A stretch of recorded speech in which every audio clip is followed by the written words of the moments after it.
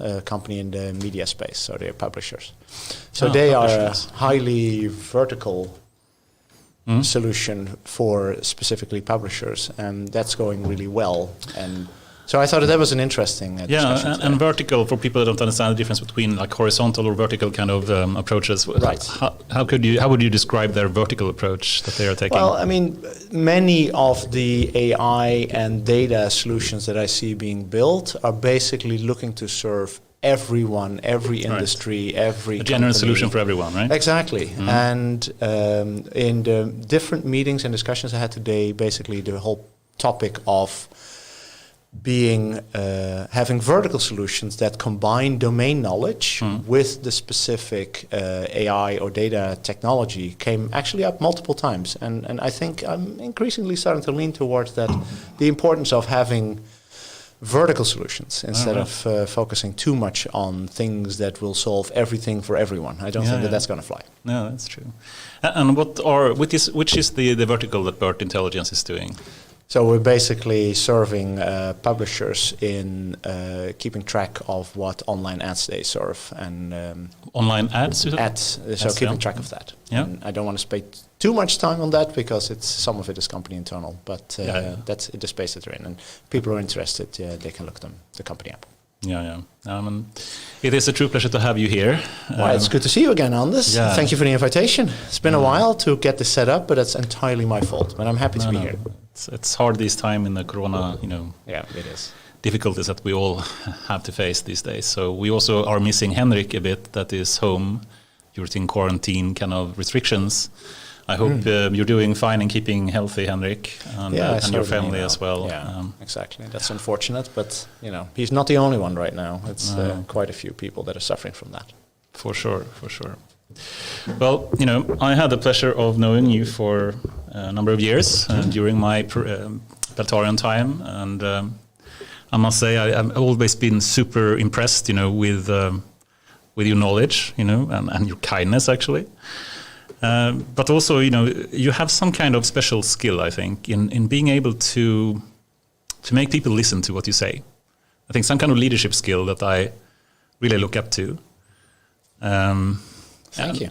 I think you're one of the people that I actually look up to the most in some areas. So I'm really happy and honored to have you here. Well, it's a pleasure to be here, and thank you very much for your kind words. And just to give a quick introduction, because I know you're a very humble person as well, but you are, for one, a professor in software engineering in Chalmers, right? Yep. You're actually one of the most famous, I would say, scientists in Sweden. I looked it up a bit earlier, and I think you ranked like number 7 or something in Sweden in any kind of field in terms of the age index, and you have like 22,000+ citations and whatnot. So you're really like a proper star in a research field. I try not to look at that because it's hard to stay humble when you do that. So yes, but thanks. Yeah. But you're also like a serial entrepreneur, and you have worked with like Fortune 500 companies and have 20 years of experience doing different R&D work and managing business development in different kind of companies.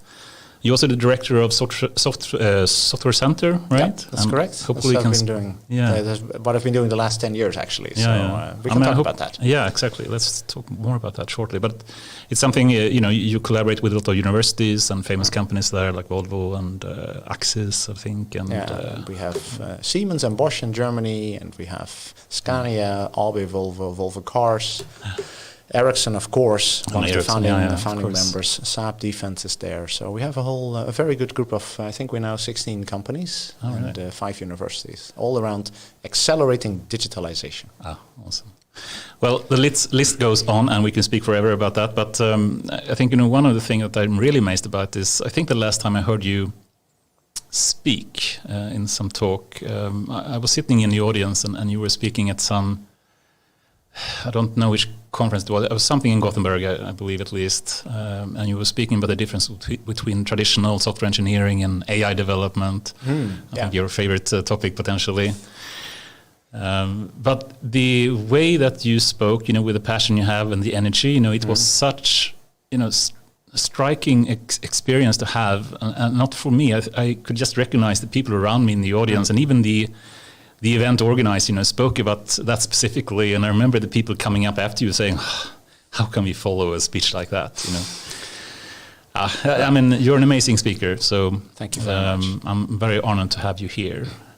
But if we were to move more into your personal background, how would you describe yourself? Who is Jan Bosch?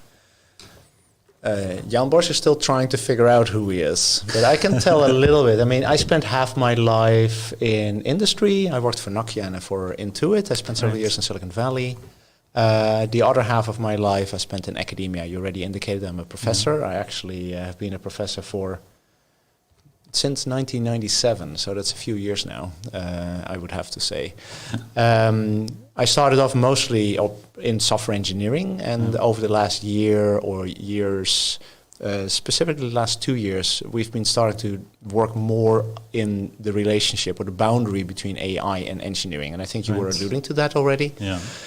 Which I think is a very important topic to be aware of. And I don't want to criticize any of the existing AI research, but a lot of it, or a number of papers in that context are, I take a data set, I make a small tweak on an algorithm, I show that it does a little better in some particular deployment, and I publish that, right? Yeah.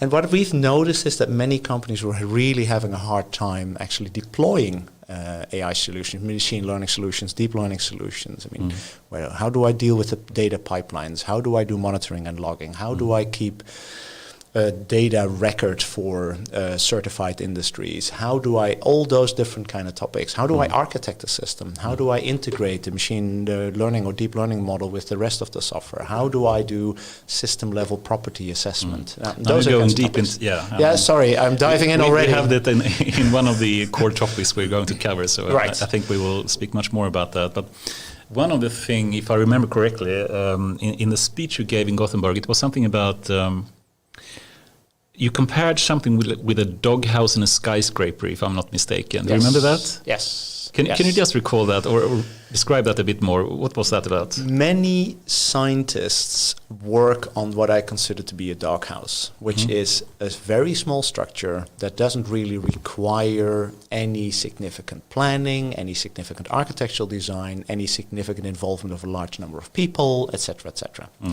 And that's all fine and dandy. Yeah.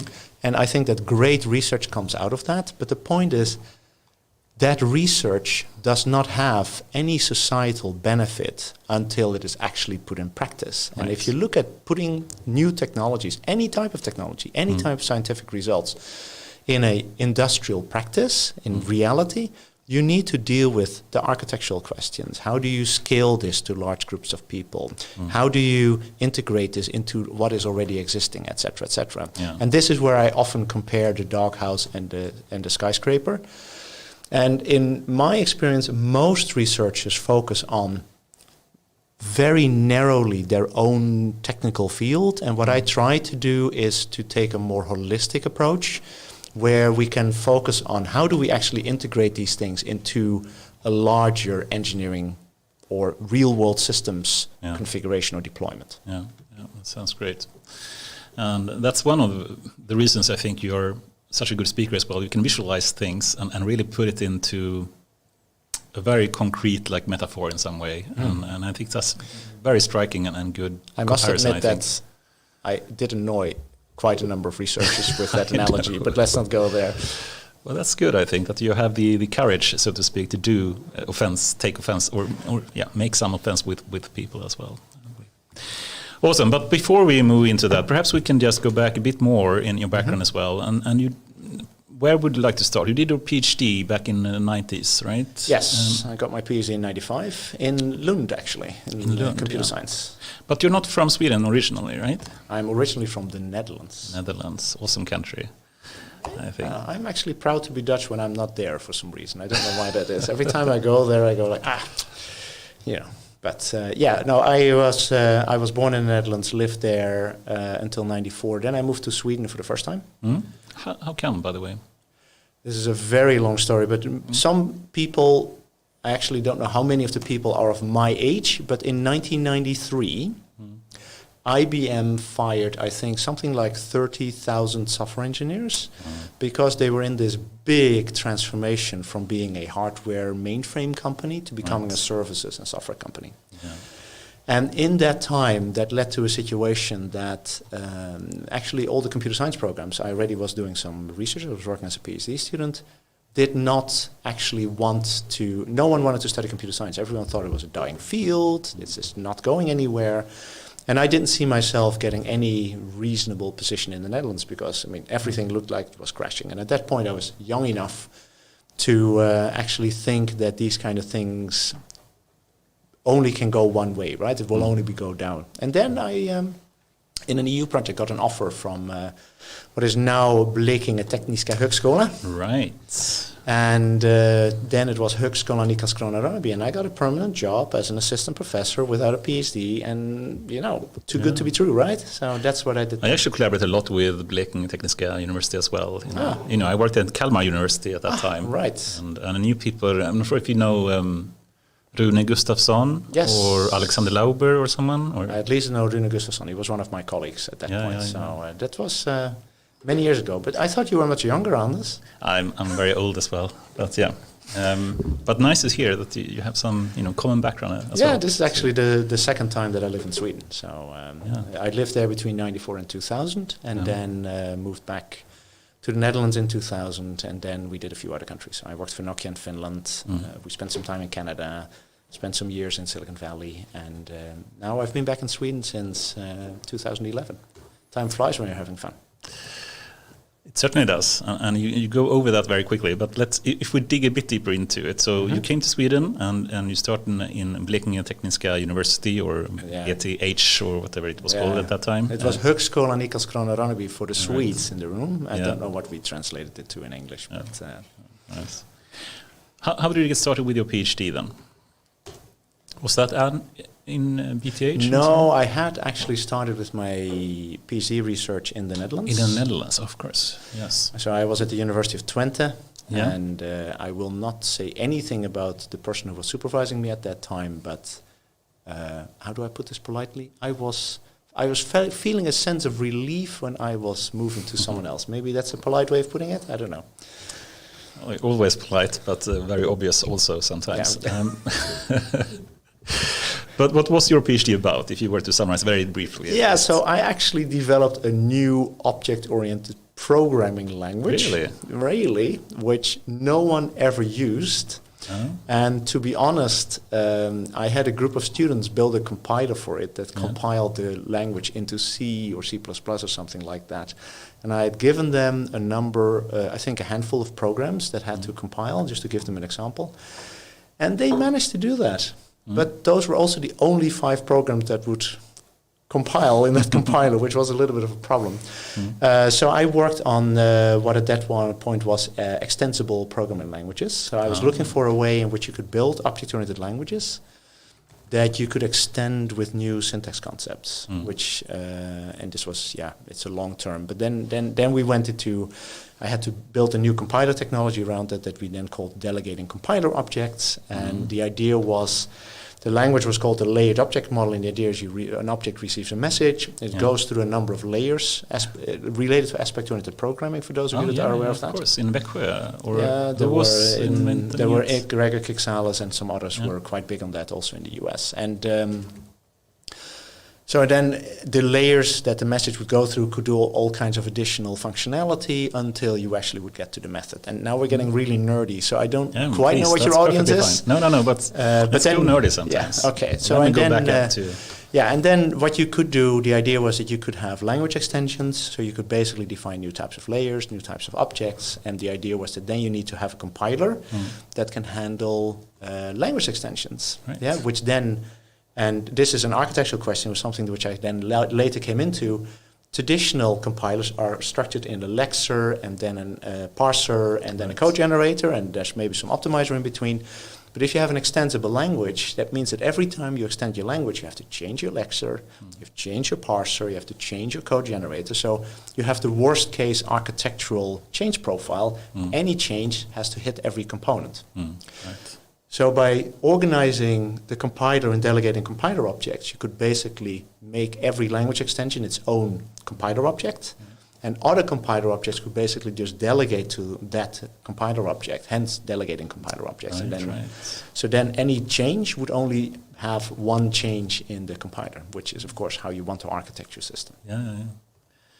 What do you think about the current state of programming languages? I mean, Python has been the most popular language now, according to some metrics, in number of questions in Stack Overflow, and probably it's a Dutch invention, just for the record. Oh yeah, Guido is Dutch. Yes, Guido is Dutch. Yeah. Did you know him or no? I may have met him at some point, but if so, it's many years ago. But it's also one of the last major innovations in computer science that have come out of academia. After that, it has actually all been industry, which is one of my big concerns with the computer science research that we see. That and especially AI, I think, these days. Yes, but also because all the large companies bought up basically all the research groups that were available on the market, right? It's a brain drain from universities these days, for sure. But cool, but still, Python has its drawbacks. Everyone is using it, especially for AI these days. Perhaps not for more large-scale projects, but at least for more deep learning type of AI systems. That's the go-to kind of language. Yeah. Do you have any sentiments, thoughts about Python as a language itself compared to delegating more aspect-oriented programming languages that can be more modularized and whatnot? Yeah. So, I'm from the Netherlands. The country of Etske Dijkstra, who for many of you, the people that have an academic computer science education will know of the formal languages and the proofs, etc. And what I notice is that there are great concepts in programming languages that simply are too complex for the regular programmer to actually work with. And that's also what we ran into with aspect-oriented programming. It was a great concept. It was basically the third dimension of composition. Yeah, you have different components that you can put together. You have inheritance as a way, or delegation, if you want, as a second way. And the idea was that aspects could be a third dimension of composition, of functionality. Yeah. I warned you, this could be nerdy. I'm happily talking about business. But and what I notice is that the typical programmer does find it difficult to work with those concepts. Yeah. So what I'm looking for is programming languages that many people can work with and be productive with. And Python is a great example for that. I think especially for small scale stuff, and if it isn't safety critical and you don't need typing and all this other good stuff, I mean, it's a great language because many people can actually do quite wonderful things with it. If you talk about other fields, then, for instance, if you look at safety critical systems, that's where you often still see people go back to C and C++. Very close to the hardware languages where you can actually see what's going on. So I don't have a strong opinion about what is the perfect programming language. I mean, there's enough religious wars fought over that one. Isn't that a problem almost? It is turning into a religious war in so many companies, fighting about, what is the best language to use and whatnot. Yes, but the problem is also that if everyone uses their own programming language in a company. Keep the mic a bit closer. Okay, sure. Perfect. So if everyone uses their own programming language, then how do you integrate the work from all these different people, which is, of course, the next challenge, right? Yeah. And then, I mean, you have things like Scala and other multi-paradigm languages. I mean, I haven't worked on programming language for a very long time. Let's be clear on that. Do you program anything these days? Or Very, very little. Yeah. I mean, to be honest, I actually really enjoyed it. The only thing I didn't like was debugging, but and for some reason I always had lots of bugs in my code. This was before continuous integration and test-driven development became a big thing. But I'm not. So I'm not religious on programming languages. Mostly pick something that is fit for purpose and something that suits the population that you have within the company sufficiently well to make everyone reasonable, productive. Yeah. And to be honest, even though we fight a lot about it, if you look at large-scale software development, a typical engineer maybe codes 10% of their time, maybe. And the rest of the time is other stuff. Now, it changed a little bit with Agile, but those numbers were pre-Agile pretty common, that a programmer would spend maybe 10% of his or her time actually coding. So and then it matters less what language you use. Yes. You're very diplomatic now. I'd like I would like to hear some more opinionated statements here, but I can understand your point with that. We had some other people or guests on the show a bit that that really like Julia as a language. I'm not sure if you have used it at any time. No. Okay. No. Well, let's not go there. But there is so many people complain about Python, and of course you can easily find issues with the syntax or the GIL, global interpreter lock, and an inability to do parallel programming or concurrent programming in a way similar to Java or whatnot. But still, that is actually a good thing, I think. Oh. Most people have great difficulty building parallel software. I think the human brain is organized to think very linear, and having people program parallel is, I think, if you want a controversial statement maybe, is I think something that the human brain is not well suited for. Yeah. And I'm looking for ways in which we can use parallelism in different ways, either by having compilers automatically identify what can be parallelized, Right. or if you are in cloud deployments, often I have so many different threads and processes from different users or different calls to a website that I can use the parallelism in that way. But I still have to find good evidence that there is effective parallel programming solutions that humans can manage. Feel free to disagree. It's a free. No, but I can certainly agree to some extent. But then we can easily move into the more functional type of languages. And yeah, so that's a good example. But again, I've looked a lot let me rephrase it. I've worked at lots of universities where I had colleague professors that were deeply convinced that functional languages were the right thing. And yet, if you look at the industry, they do not really take on, right? Yeah. They do not really take off. So clearly it doesn't resonate with the people that actually have to build software for a living. But a functional language is a good example because you declare and then parallelization is basically left to the compiler.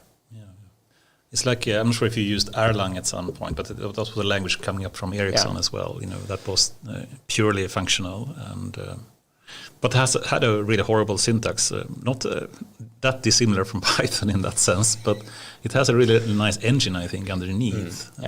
And it basically forced you to have functions without any side effects and more send messages instead of imperative kind of programming sense. Yeah. Okay. Such interesting topic, but let's not. We can so easily get into rabbit holes here, and we're still at your PhD. Oh my gosh, this is scary. But if we were to end your topic about PhD, you worked with object-oriented programming in that sense, and you had some kind of delegating languages, and you had a way to extend and modularize in some way these kind of thing, and potentially through aspect-oriented programming type of techniques. Similar, yes, exactly. And then I realized that no one cares about that, and I moved on. Awesome, sounds good. Okay, I'm eager to ask you the question. These days, I had so many arguments or discussions about this. Object orientation versus functional languages. Do you still think object orientation is the way to go, like in a hybrid way, like Scala, or more pure, like Haskell or Erlang, or do you have any? No, I do way too little in the programming languages space these days to have a strong opinion. And in general, the more localized I can focus my attention and the less I have to think about the context in which I'm operating, the better it is. And one of the things behind object-oriented programming language, and if you want to draw parallel microservices these days, is again one of those things. The more you can allow large groups of people to focus their energy on a very narrow scope, and then maybe have a limited number of people think about the big picture, and giving these small teams a very clear focus in terms of KPIs and goals and requirements and functionality. I think that leads in general to better outcomes. Now, and that was what object orientation offered at that time, what the microservices offer at this time. The problem with what I know of functional languages, but now I'm going out on a limb, is that finding ways of modularizing what you were actually building such that multiple people could do their own thing and have clear interfaces that they could work with. At that point that I looked into that was very difficult to accomplish. That makes sense. I also have a topic later for this evening about no-code movement and things like that. But let's take that later then. Yeah. Okay, so you did your PhD and you continued working as an assistant professor to start with in BTH. Yeah, and then I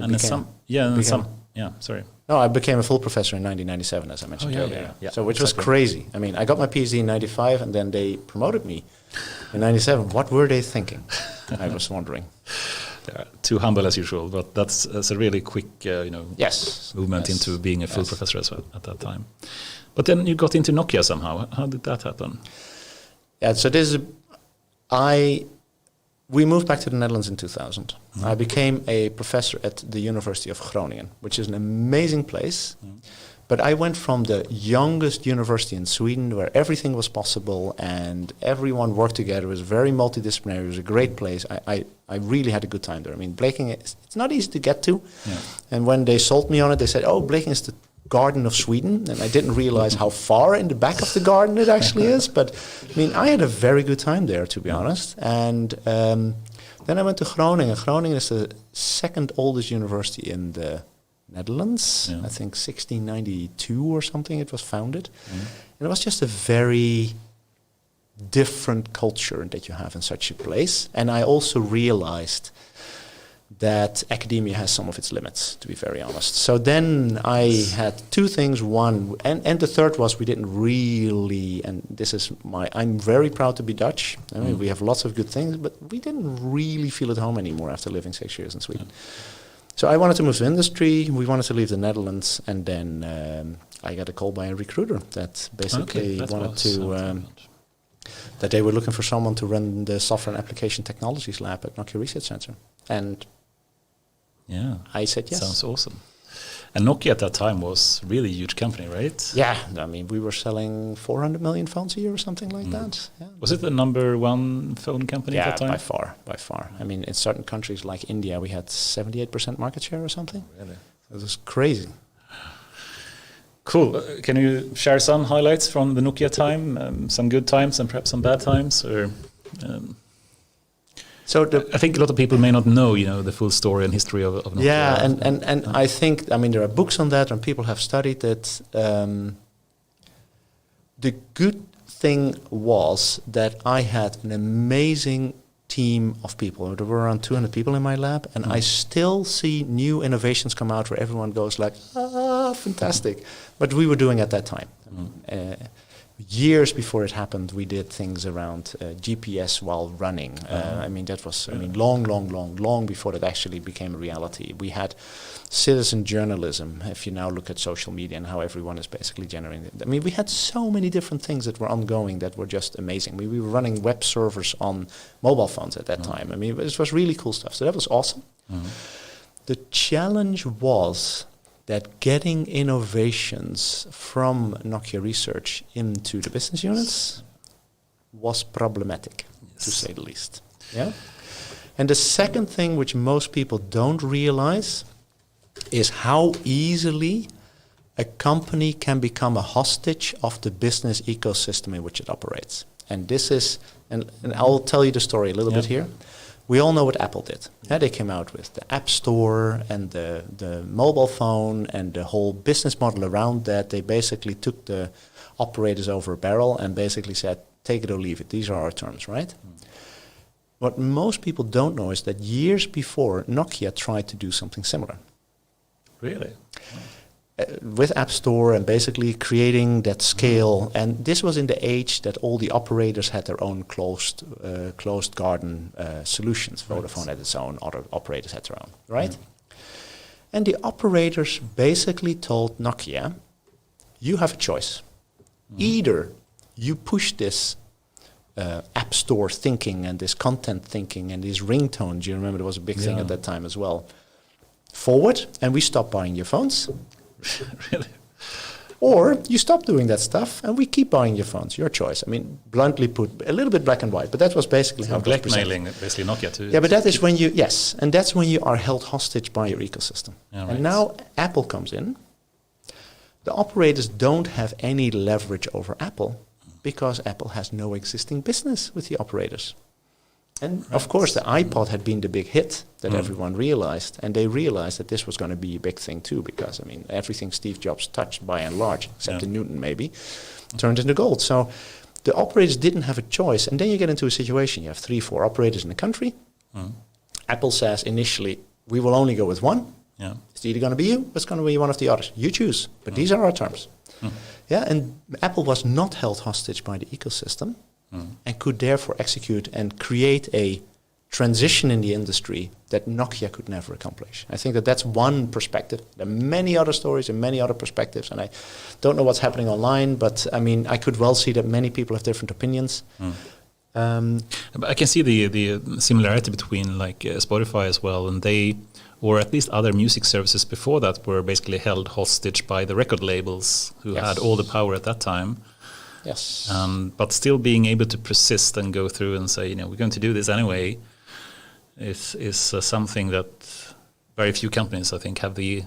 And once you have an existing business with a set of players, and you are publicly traded, and you don't hit your quarterly numbers, your days are counted, right? Yeah. I mean, so you don't have a choice. And this is what I mean, that in many industries, companies are held hostage by the other players in the ecosystem. And what you then see is that rather than an individual company getting disrupted and the whole ecosystem continuously evolving, you then get that the whole ecosystem freezes and that the ecosystem as a whole gets disrupted. Now, and at least that is the theoretical concept. I don't have good examples there, but I mean, everyone, why is fintech so big?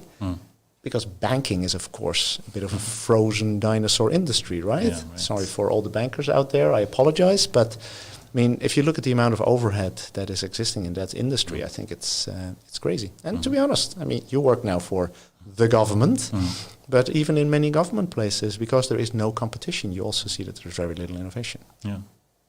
Could be.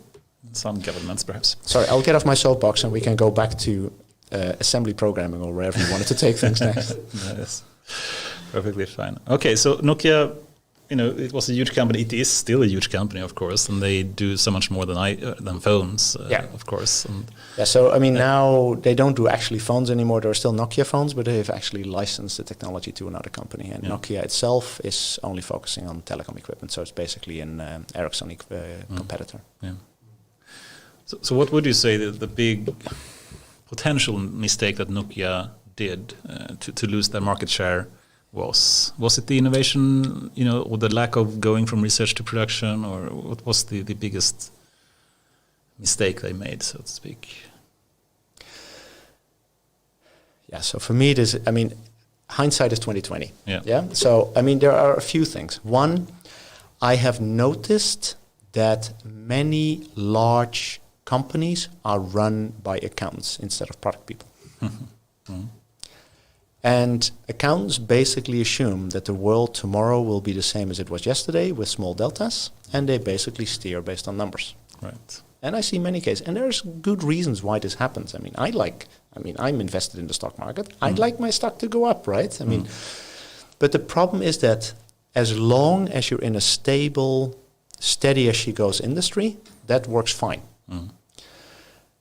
When disruption hits, then you need another type of leadership in the company, much more visionary, product thinking, product centric, basically. Yeah, at least that's my perspective.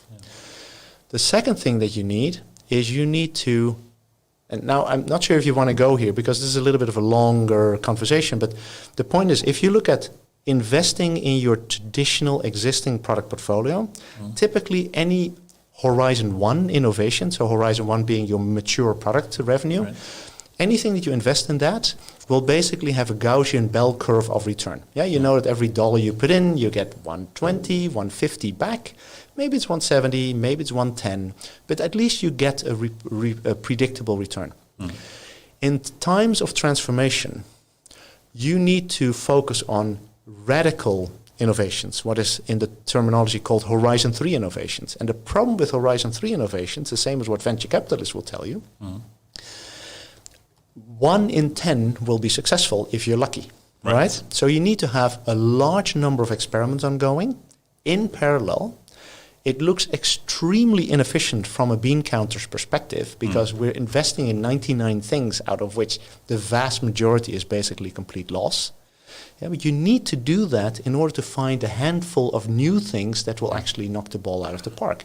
And this is the power function of investing in innovation or radical innovation, that for most VCs that are good at what they do, their number one winning investment generates more return than all their other investments combined. Yeah, and the same is true for the second. Yeah. And that's what, if you look, and I don't want to blame Nokia because we did have research and we had 1,200 people, but I mean, we had great difficulty getting things out, and that experimentation in the market, not just technology driven, but market driven, and what do customers want, that is what many companies are currently lacking.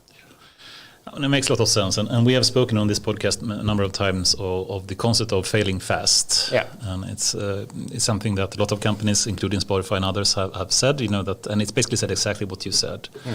That if you don't have the courage to be able to experiment with 10 plus different approaches to something, you will not find the single one that actually do work. Yeah.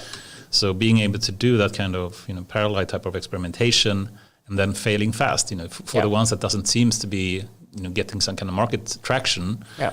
Then you should fail fast for those that doesn't do so, and in doing it in that way, you will simply find the few that actually do succeed. Exactly. And if you don't have that kind of mentality, it will be hard to stay alive, right?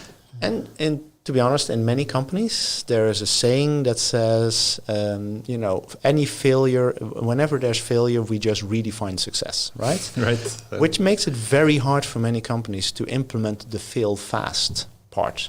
Yeah, which typically means that they let the initiatives run too long, which means that you're trying out too few things because the things that actually should have been killed early have been letting go on too long. And you can only do so many things at once. So if you don't, there's an intellectual limit to how much a team of people can actually manage. And sorry. So Hendrik is with us, but online. So he had a question. So I need to interpret all of these questions, which is a little bit like a retrospective, as I believe we touched upon that. So what was the biggest strength of Nokia at a time when it was on the glory days, and when did they lose sight of that? I believe that you already spoke about that it became like a victim of its own ecosystem, but let's talk about strengths before that. So the first thing, and I think really the CEO of the company in the late 80s and 90s deserves a lot of credit. What many people maybe do not know is that Nokia was a conglomerate company. They made anything from rubber boots to tires to televisions to computers, the whole shebang. And the CEO at that time basically convinced the board to sell all businesses that were not fast growing and invest everything in telecommunications. So they kept the equipment, the telecom equipment, but they especially invested in mobile phones. So that's one. Second, in the 90s, mobile phones were typically a thing that you got over as a Christmas gift. Yeah, that was a big thing. But if you want to have the stores full of mobile phones in around the end of November, you need to order in the April-May timeframe.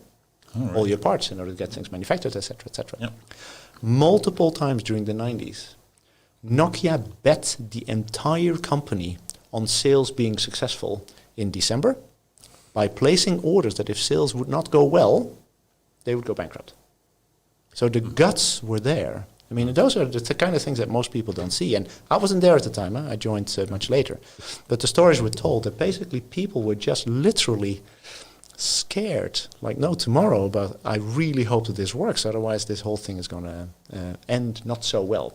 So those are the kind of gutsy moves that a company like Nokia was able to do at that time. And then later on, What about selling out everything except telecom? Was that a gutsy good move or a bad move, in your view? Yeah, so it depends on what kind of company you want to be. If you want to be a steady as she goes, generate dividend for your owners kind of company, then of course selling tires or selling televisions, or not televisions, but tires and boots and those kind of things, the things that people need all the time, and of course that's perfectly fine. But if you want to run a fast-growing, tech-heavy company, then you need that scales. I mean, and I think that at that point it had already become clear that the conglomerate type of businesses were a bit on the decline. That it was hard for boards and senior management teams to run such a diverse portfolio of companies. He did have, I think, I forgot his name, but the CEO did have a bit of wind in his back because it was clear that these conglomerate thinking didn't really work anymore. And it was towards the end of the 80s that was becoming obvious. So I think he had a little bit of wind in his back for that, but in the end, it's a gutsy move, right? He completed now the question with, can you elaborate? So basically, Hendrik has something which is called plan-driven leadership and hypothesis-driven leadership. So basically, like you're describing, gut feeling, let's see if this is going to work or not, or we need to fill out the quarters and etc. Right?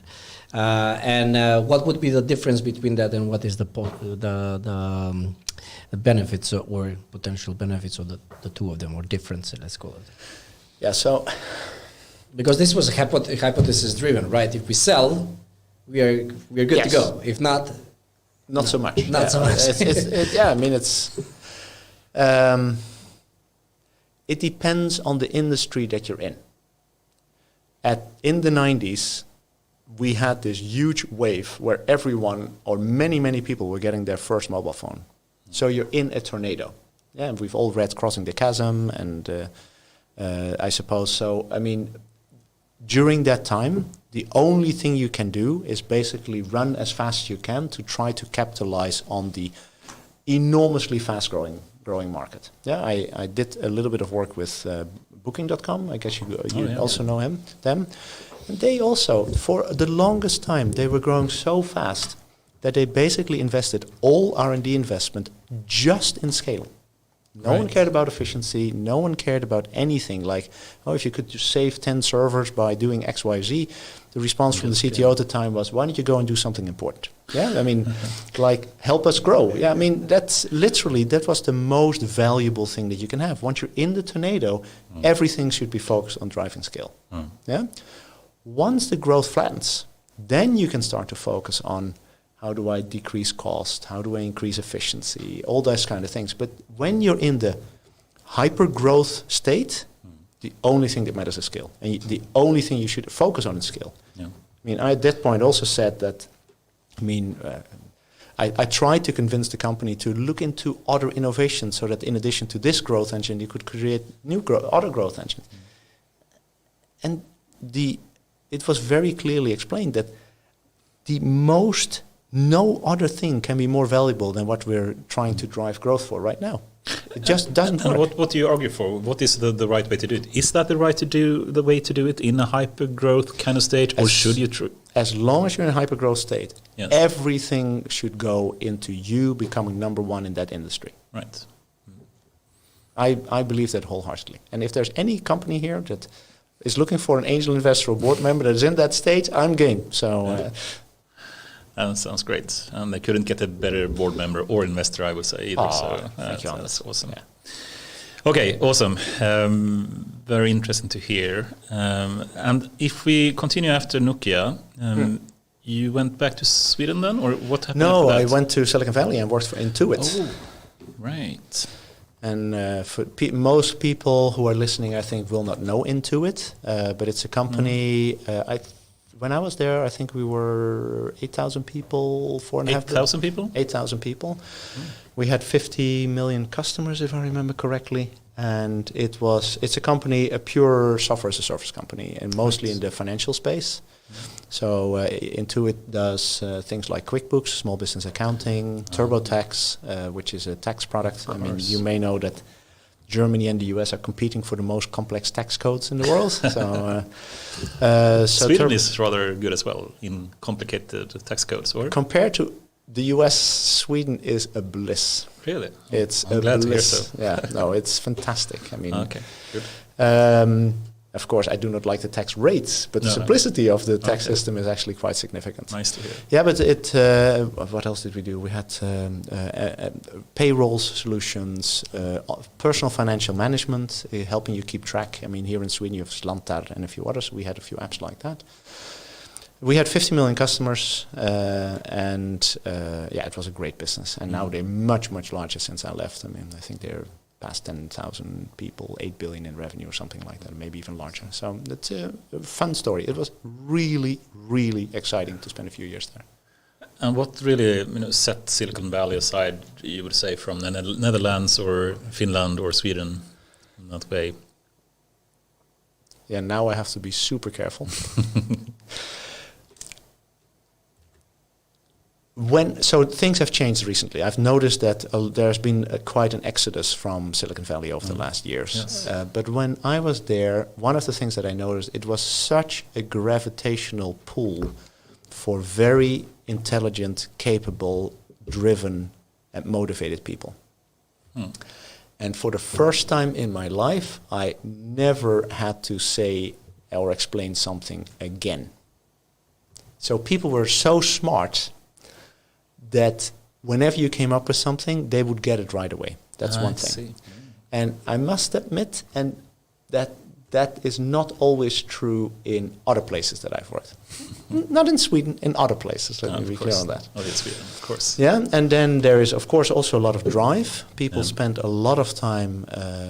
That's also how the whole thing is organized. You basically work a lot work hard. all the time. The rule is work hard, play hard, but it's more work hard and a lot less play hard. So that I really enjoyed. And then, a lot of high-end tech companies are there, right? They organize all kinds of events and mingling. So anything from the Computer History Museum to events at Google or at Microsoft or at Apple and others where you can just show up and participate and meet great people that are doing really exciting things that a few years later, even when living here in Sweden, I see things happen that I basically met people that were discussing that at that time, which I think is fun. But if we just look a bit broader and think, what is the reason for the success of, US or Silicon Valley specifically, and compare that perhaps, Canada, for example, had a lot of really awesome research, especially in AI and probably in computer science in general, and of course China has that as well, and others. But for some reason, it really worked out well for the US at that time. What would you say that the reason is? Is it the STEM education things, or what is really the reason for that happening? The early days of Silicon Valley were, I think, bringing the techies from the shipbuilding and semiconductor building industry together with the creatives that were the hippies that moved to California because the weather was a lot better than in many other places in the US, right? And I think that when you meet tech-savvy people or bring together tech-savvy people and creative people, really beautiful things can happen, right? So that's one. Later on, in the startups that I work with, it is not so hard to get the early stages of investing, angel investing, first stage. But it's the scaling, putting in the big amounts of money required to make a small company that has traction with customers really scale and become number one in the industry. And that's something that the VCs in Silicon Valley have really solved. And to be honest, many European startups that could have been great were basically sold to American investors because American investors were willing to pay the multiples or the valuations that no European investor would touch with a 10-foot pole. We have another topic later that I hope we can get into, but that is more about how you really would encourage or give tips for startups to build up their companies, to get angel investments, or to do proper scale-ups in some ways. But I think that's a really interesting topic that I know you're an expert in as well.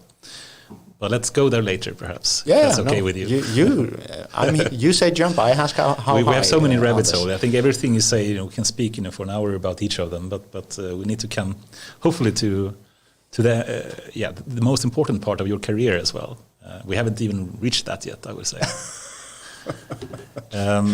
But awesome. So you went to Silicon Valley. How many years did you spend there? Was it about 4 years? 4 years. And then you went back to Sweden, or? Yes. And how did that happen? Yeah, so that was There were two sides of it. One was that for family reasons we wanted to move back to Europe. I mean, aging parents and a few other reasons.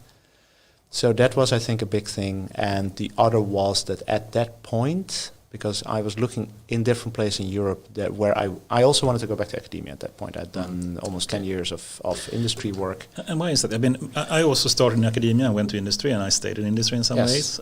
But you went back to academia. Yeah, also. and there are very, very few people that do that. Yeah. And I realized that I have an innate need to make sense of what I see happen in the world and write that up. Yeah, so I get an enormous amount of personal satisfaction from taking a very complex, messy, chaotic problem, turning it into something clean and structured and well-founded, and then writing it up and publishing it. So I just get even when I was in industry, I still published a couple of papers a year because I couldn't stop myself. Yeah.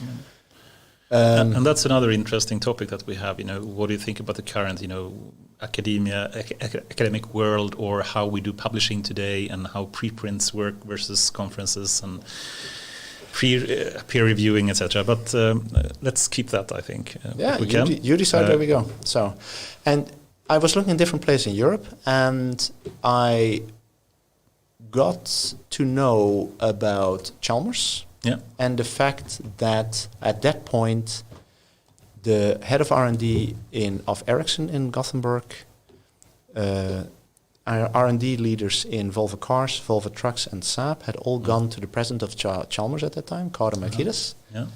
And this happened in the 2009, 2010 time frame. And they said, software is becoming more and more important for our business. Right.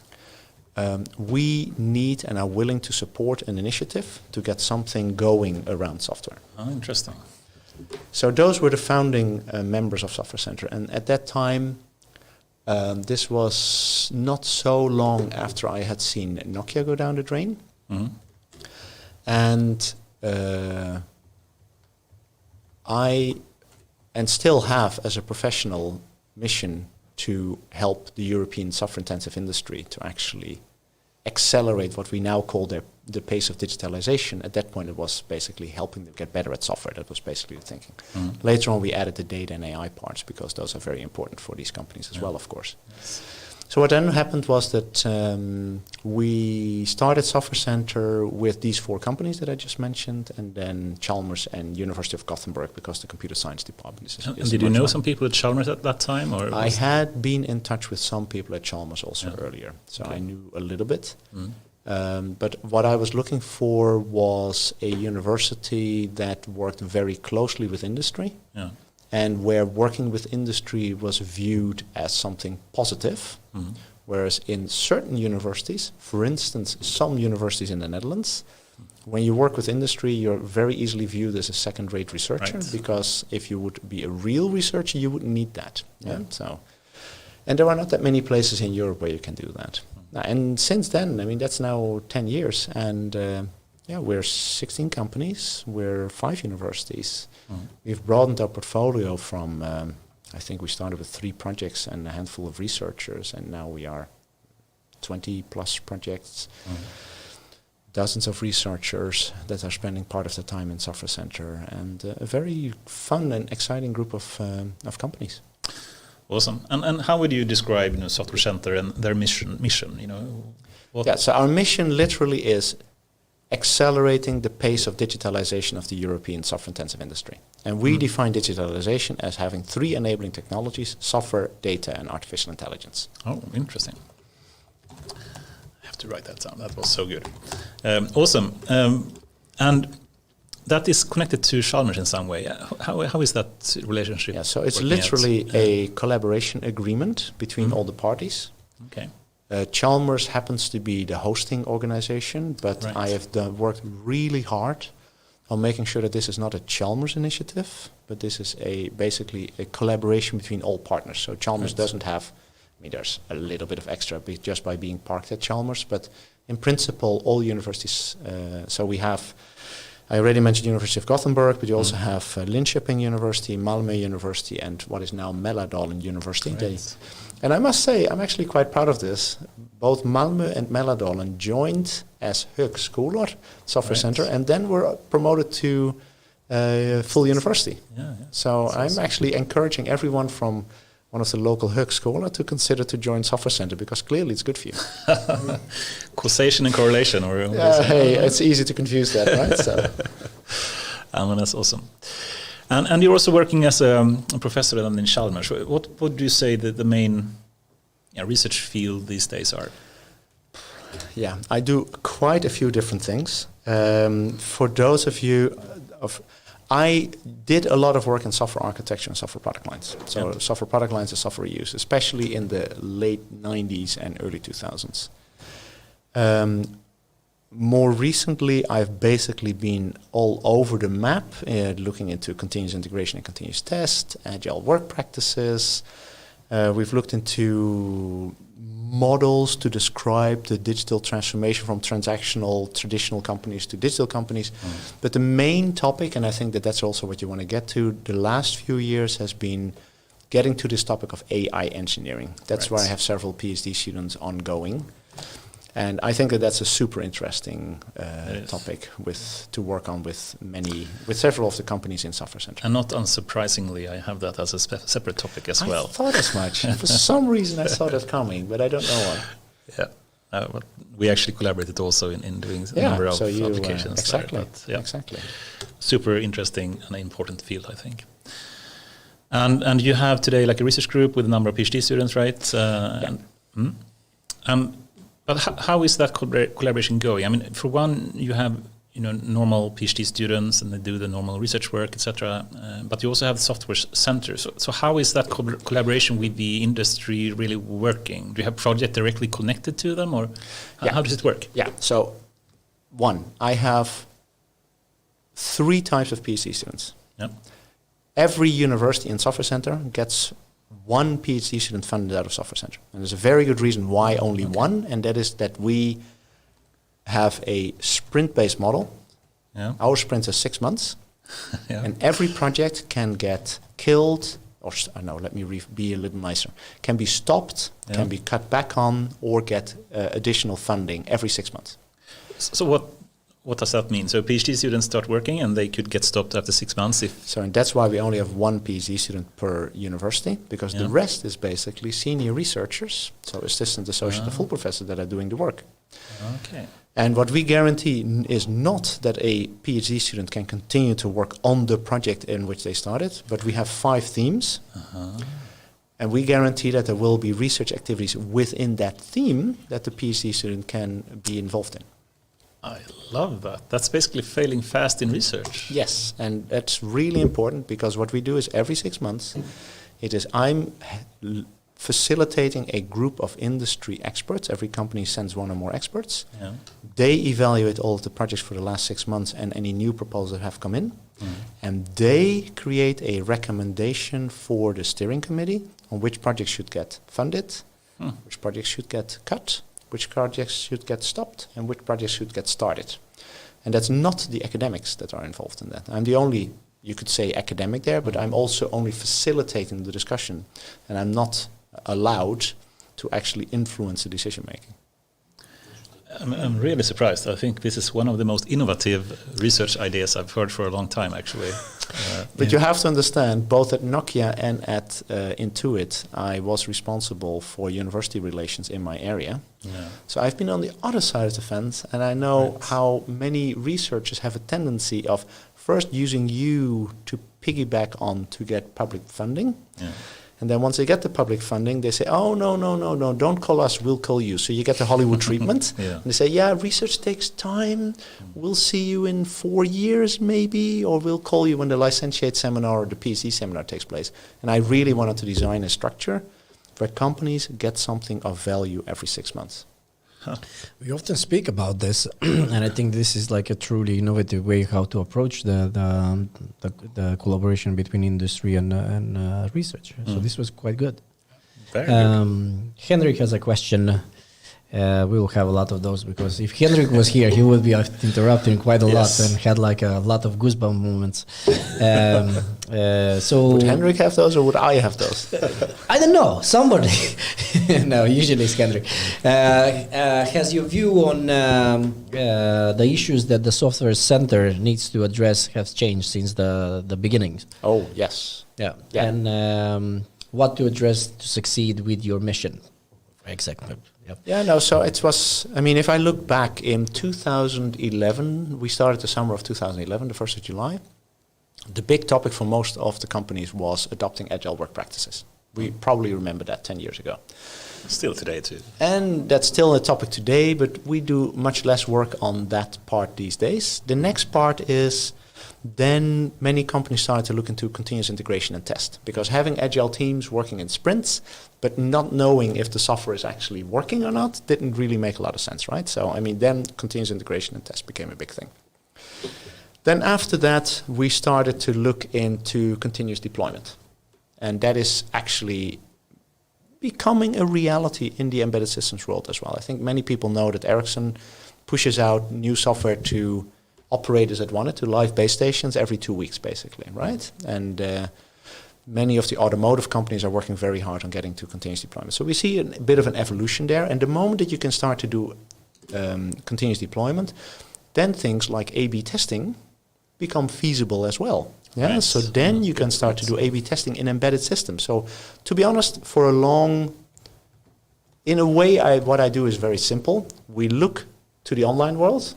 Yeah, and look, what are they doing that really works for them? And then how do we translate that to the embedded systems world? And then after that, with all the IT people on the call, I'm going to hurt your feelings, but my experience is it starts in online, software as a service, then it moves to embedded, and then finally the big, large IT systems follow suite at some point in the future, right? So that was one thing. And then in parallel to that, once you start to think about A/B testing and other kinds of things, you get to quantitative decision making, and then data becomes very important. So how do you work with data? Yeah. So that is clearly a big topic for many companies. Also a topic that unfortunately is very controversial, even for topics where GDPR and other things are actually really not an issue. I know that this is a sensitive subject, so we can go back to that. We've spoken about this so many times, so it's okay, perfectly good. fine. Yeah, and then once you have a lot of data, at some point humans stop being able to take care of all of that, and then you need to move to the next thing, which is then you bring in machine learning and deep learning to actually do smart things. Yeah. And we have, I've said that so many times. Okay, awesome. And if we were to, I need to go down this rabbit hole a bit more, I think. Because I think, if we speak about the academic research that we're doing, you are having some innovative ideas about, how to improve that research to be more valid or useful in some way, and try to avoid some of the pitfalls that we have seen in the past in academic research. But then we can see also what we said before, the brain drain from universities into tech companies, and we also speak a lot about the term AI divide, meaning that a few selected tech companies, the big, Google, Facebook, Amazon's, Microsofts of the world, or Chinese companies are, accelerating in a hypergrowth state that is very, very extreme, and very few other companies can do. That also means that they can do the brain drain and get the best talents and continue to scale in a way that others can't. So the question then becomes also, if we start with the more academic work, we can see that tech companies are taking over that as well, and just seeing who is publishing the most in AI conferences, for example, is heavily being monopolized. I shouldn't say monopolized, but to a large extent the tech companies are starting to do publications there as well, and potentially, I would argue, and please disagree if you want, I would argue that they are sidestepping doing peer reviewing as well in journals or conferences, and just publishing, for one, like a blog article and then some kind of preprint somewhere, and then they just move on and do that in a pace that is so much faster than the normal kind of academic research pace otherwise is. Would you, for one, agree with that?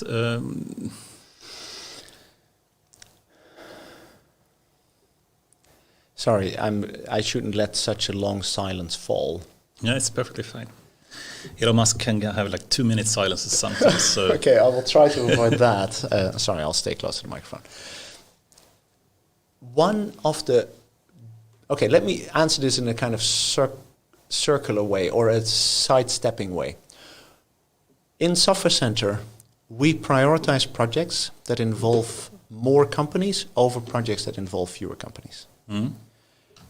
As a researcher, the big advantage is that rather than getting data out of my own lab or simulations or getting data out of one company, I actually have data, empirical data from multiple companies. Right. And I have realized how important it is to have empirically validated results, because otherwise it can so easily become storytelling. Yes. And, with simulations and all kinds of opinion-based research, it's so easy to basically create a believable story. Yeah, we all know probably ether from the beginning of the 19th century, which was the substance that was required to explain how light could travel through a vacuum. Until we found out that we don't need ether to. So that's a good example of where I think different research communities can get really sidetracked due to the lack of empirical data. Right. So I see where you're coming from. But it just happens to be the case that these companies are also the places where the most valuable, the most exciting, and the most large-scale empirical data is available. And yes. I think that you've seen some of that yourself in your career. Of course. Yeah, but isn't that a problem that it's getting increasingly polarized in some way? That it is accelerating in these kind of small, few selected extremely large tech giants that are, just faster and faster doing the research and getting the value for it as well, and actually being able to move it in production in some sense. And what I feel is that these companies are pushing the boundary of the envelope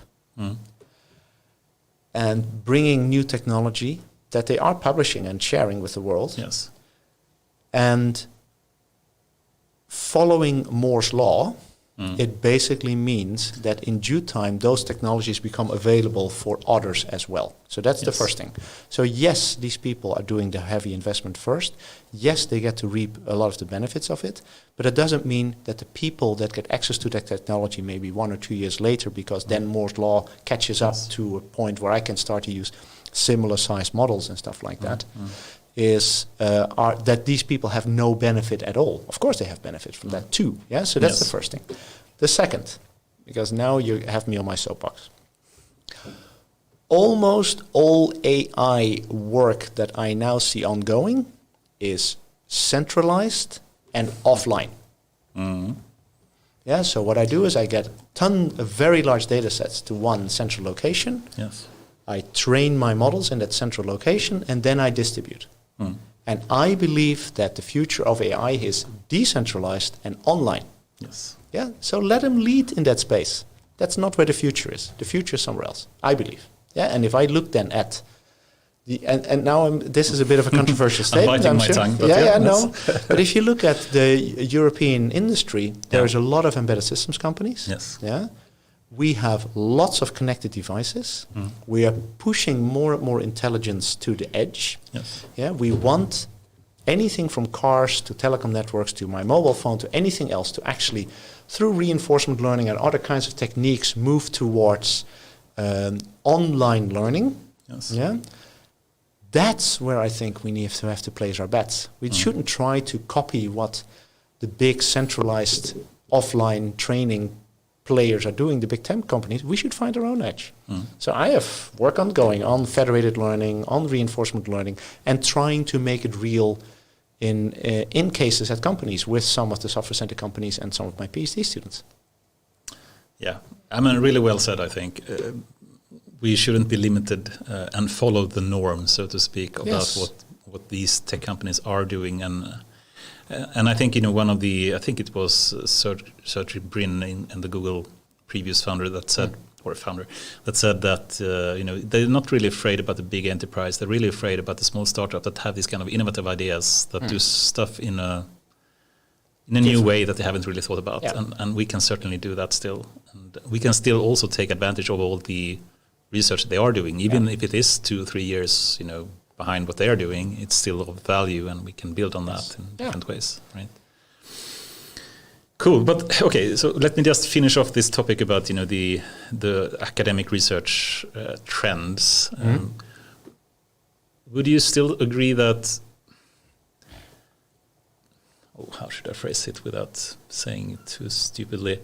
Would you still agree that there is a trend to use less and less like traditional scientific methods to publish research and to go more towards publishing preprint and perhaps even doing these kind of open reviews versus the more closed peer reviewing methods that was previously done?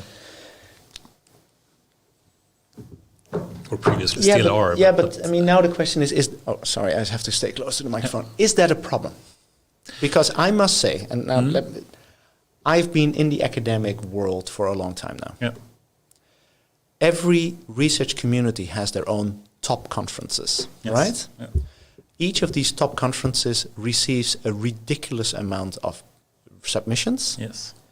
And to be very honest, I walk around with the hypothesis that a significant part of getting accepted at those conferences at very small acceptance ratios, 10% or below, has a big luck factor associated with it. Who do you get as a reviewer, right?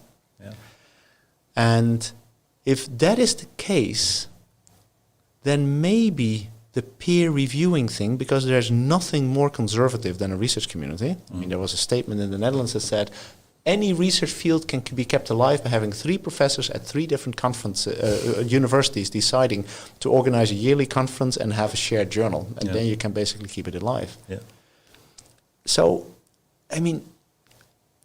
is the peer reviewing system really the best way of determining academic excellence? Yeah.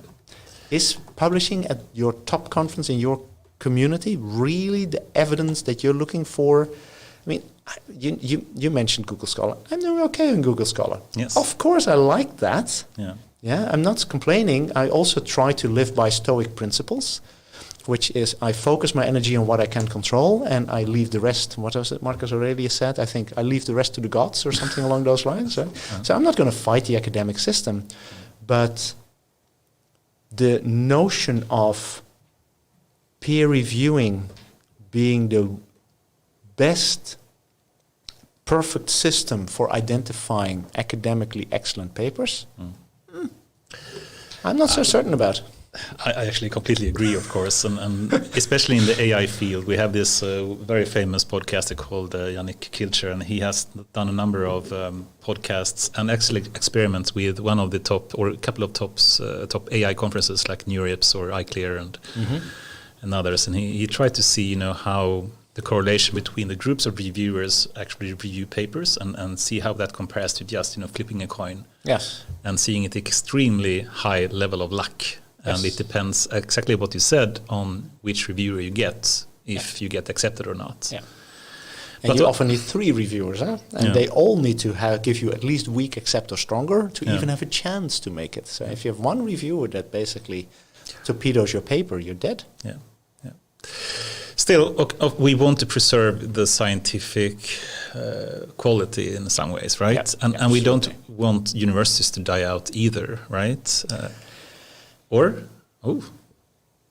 was not a clear answer. No, it isn't, because if you look at all the industries that exist in society, there are 2 industries that have seen very low productivity improvement and innovation. One of them is construction, according to, I think it was in the Economist, an article a few years ago. According to that article, construction had seen 0% productivity improvement since 1947. Really? Yeah. If you look at university education, if you really look at it, it has not really innovated since the beginning of universities. I mean, it's still, I'm not sure, butts in seats, if you forgive me the language, and a professor or an assistant or professor or a postdoc or whatever in front of the room that is educating. Yeah, and there are so many new technologies. I mean, I look at my own kids, whenever they had a lecturer that they thought didn't do a very good job, they stopped going to the lectures, they went to YouTube, they found the same course at one of the leading universities, and they watch those lectures instead of doing the thing. So if you ask me, as a society, we need to invest in generating new knowledge. Typically that means research in some shape or form. But assuming that the current university system is the one and only a superior system for accomplishing that is, I think, a little bit of a... I'm not sure if I agree with that sentiment. Let's put it like that. Very happy and surprised to hear that, actually. But still, you wish that we could have, more innovative universities in some ways, or at least having the type of education we're having in Sweden, for example, which is rather, is free for once, and rather high quality, I would argue as well, compared to some countries. Okay, you didn't say much there. Anyway, it's a really nice privilege to be able to offer citizens in a country a high quality education. I hope you agree with that. And then, yes, I fully agree. But then the question becomes, when I was a student, I once got a note that, and this is many moons ago, none of you were born yet, I suppose, for the people online. Already at that point, I think every university student cost like 80,000 Dutch guilders a year or something like that. Yeah, so that means that a full education of 5 years was like, it's 40,000 euros, 200,000, maybe 250,000 euros, and that was then. Now it's much more. Yeah. So the question is not, should the young people or actually the entire population have access to high quality education? That's not the point. Of course, that should be the case. The question is, what is the most cost-effective way of creating and giving people that education? And that is potentially not universities then? Or what should be the alternative then? I'm not going to... I mean, I do not really have good ideas there, but if I go back to the US, what many people did there is that they took as many course points as they could at local citizen colleges or colleges, and then they could transfer those points to the university, and then they had to spend 1 or 2 years at the university to get the degree. So what the university was then becoming was more of an accreditation institute rather than an education institute. It certifies some quality level. Exactly. So, this is... In the Netherlands, when you get your PhD these days, there is you have to take the scientific oath, which is a new thing. At least I didn't have to do it when I took my PhD. And one of those things is that as an academic, you have to promise to not make statements about areas that are outside your expertise and claim that they're scientific. This is outside my area of expertise. I have I have experienced it, but I haven't really researched it. The people that look into education and other kinds of things. So I don't want this to be Jan the professor saying this. This is Jan the private person with an opinion. Sure. Yeah, and there I do think that a lot of university education, people could have accumulated the same knowledge and experience in ways that would be much more cost effective. That's what I think. Yeah, I can certainly agree. But it would be fun to at least be able to ensure that we have the highest and most cost effective type of education available somehow. Yes. But then the question is how, then I guess. And then what is highest? Yeah. Maybe we should have peer review. What do you think? It was a joke, Anders, but you don't have to respond to that. Thank you. Okay, so then I guess another way is that education can be given in the start of the life, but it can also be seen as a more lifelong type of learning ability, and that means also that education and knowledge should be growing while working in industry, if that's the path you take. Yeah. And you have been working a lot with research in industry as well, both in Nokia and in other places. And for me personally, I think this is a very important way to just increase the level of research and ways to continuously improve your skills while also working in industry. I mean, we know that tech giants are doing that to an extreme in some ways, and they have a lot of opportunities for doing that. Do you think, or how can we? I assume you agree that it's important to have a way to do research or a way to increase knowledge in industry as well, or should it be placed outside of industry, outside of the company that you work with?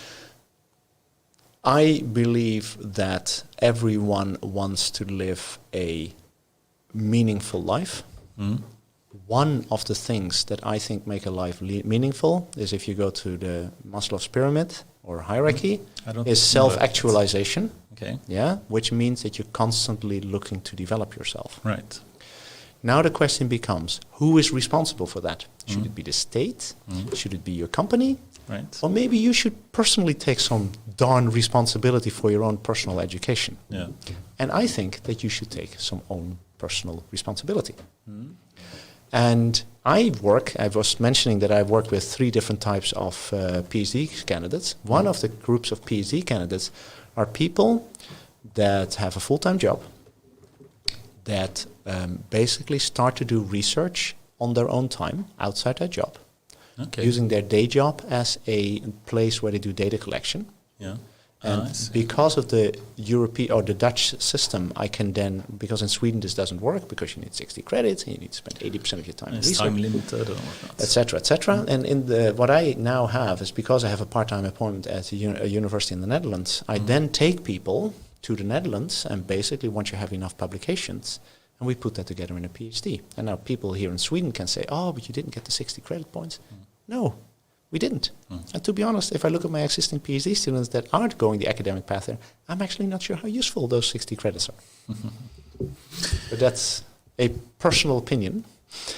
But very good opinion in my view. So thank you for saying that. So I mean, but still, so in that context, these people take personal responsibility. In the cases where I've been part of that, because I've done, I think, more industrial PhD students I've promoted than academic PhD candidates. The employer of these people have virtually always supported these people in giving them a small percentage of their time or helping them out in other ways in order to make this feasible.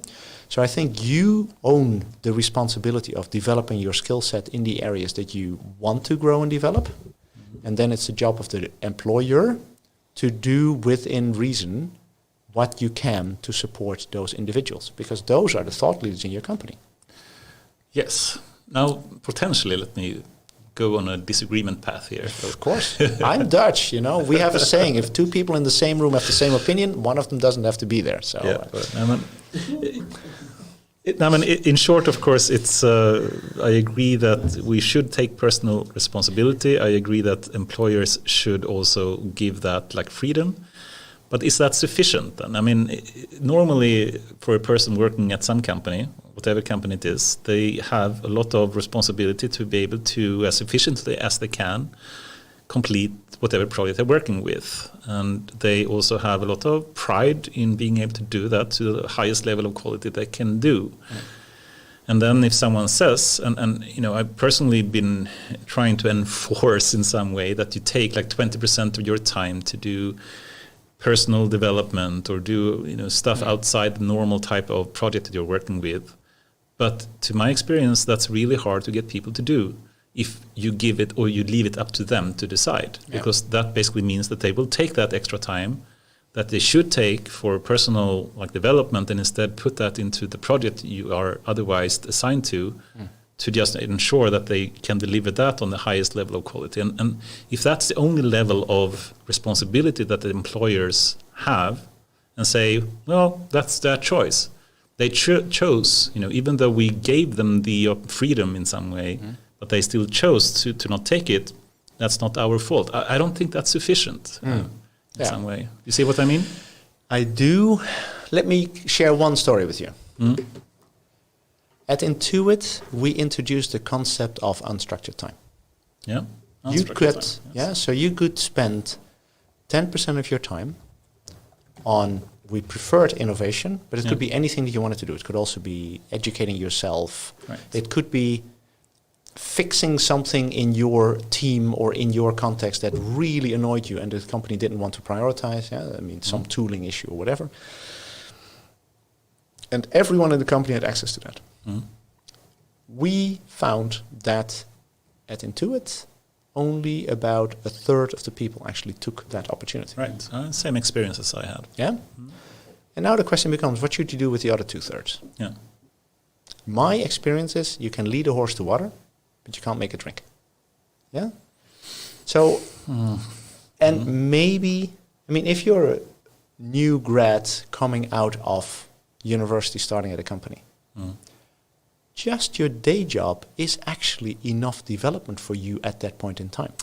Sure, Yeah? I can buy that to some extent. But if you really want to have lifelong learning for people that have worked there for some time, it's easy for people to get stuck in some way and don't do that, right? Yeah.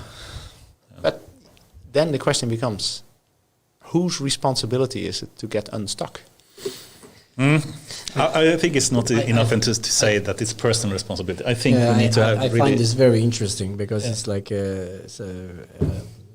so I run business, right? And often you do interviews or basically you get like a development discussions and reviews and etc. And then the person usually would say like, well, so why did you leave the job?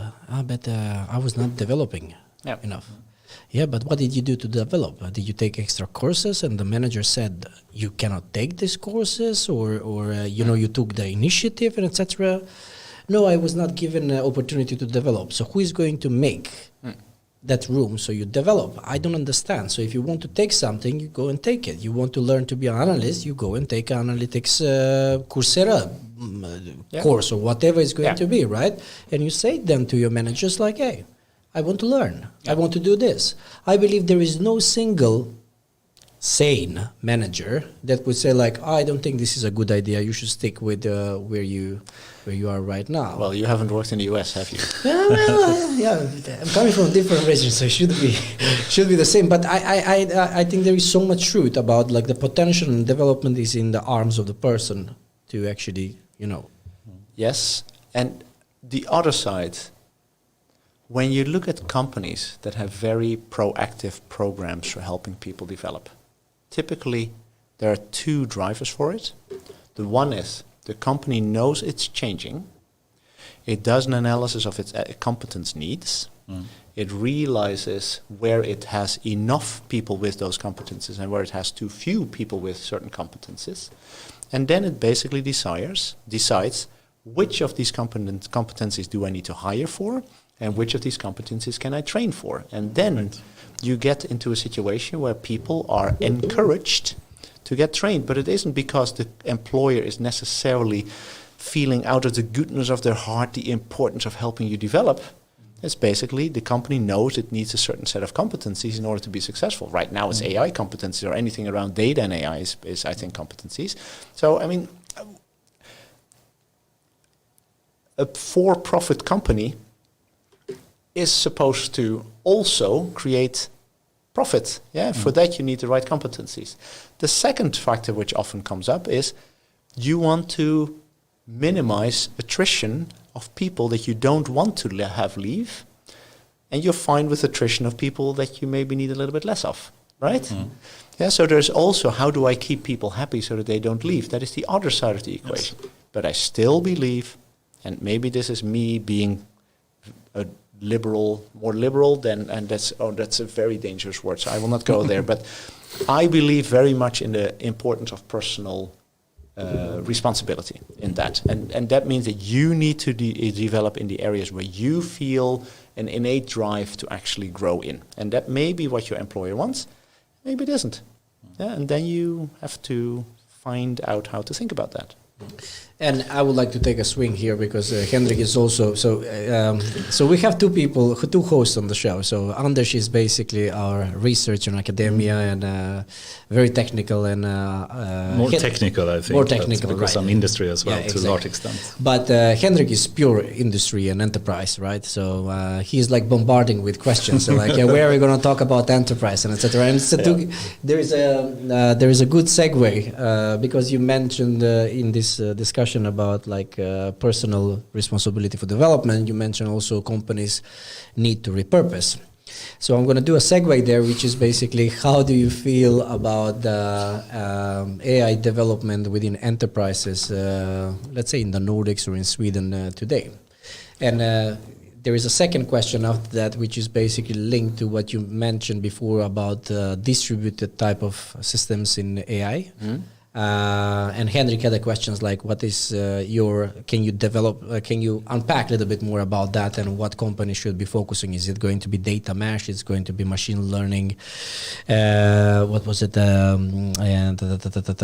Federated learning, embedded, edge analytics, and etc. So 2 questions. One, the state of AI in the Nordics within enterprises, and the second thing, what they should be focusing on mostly. Thank you for those trivial questions, Henrik. I really appreciate it. I'm just the messenger. So I can tell. So,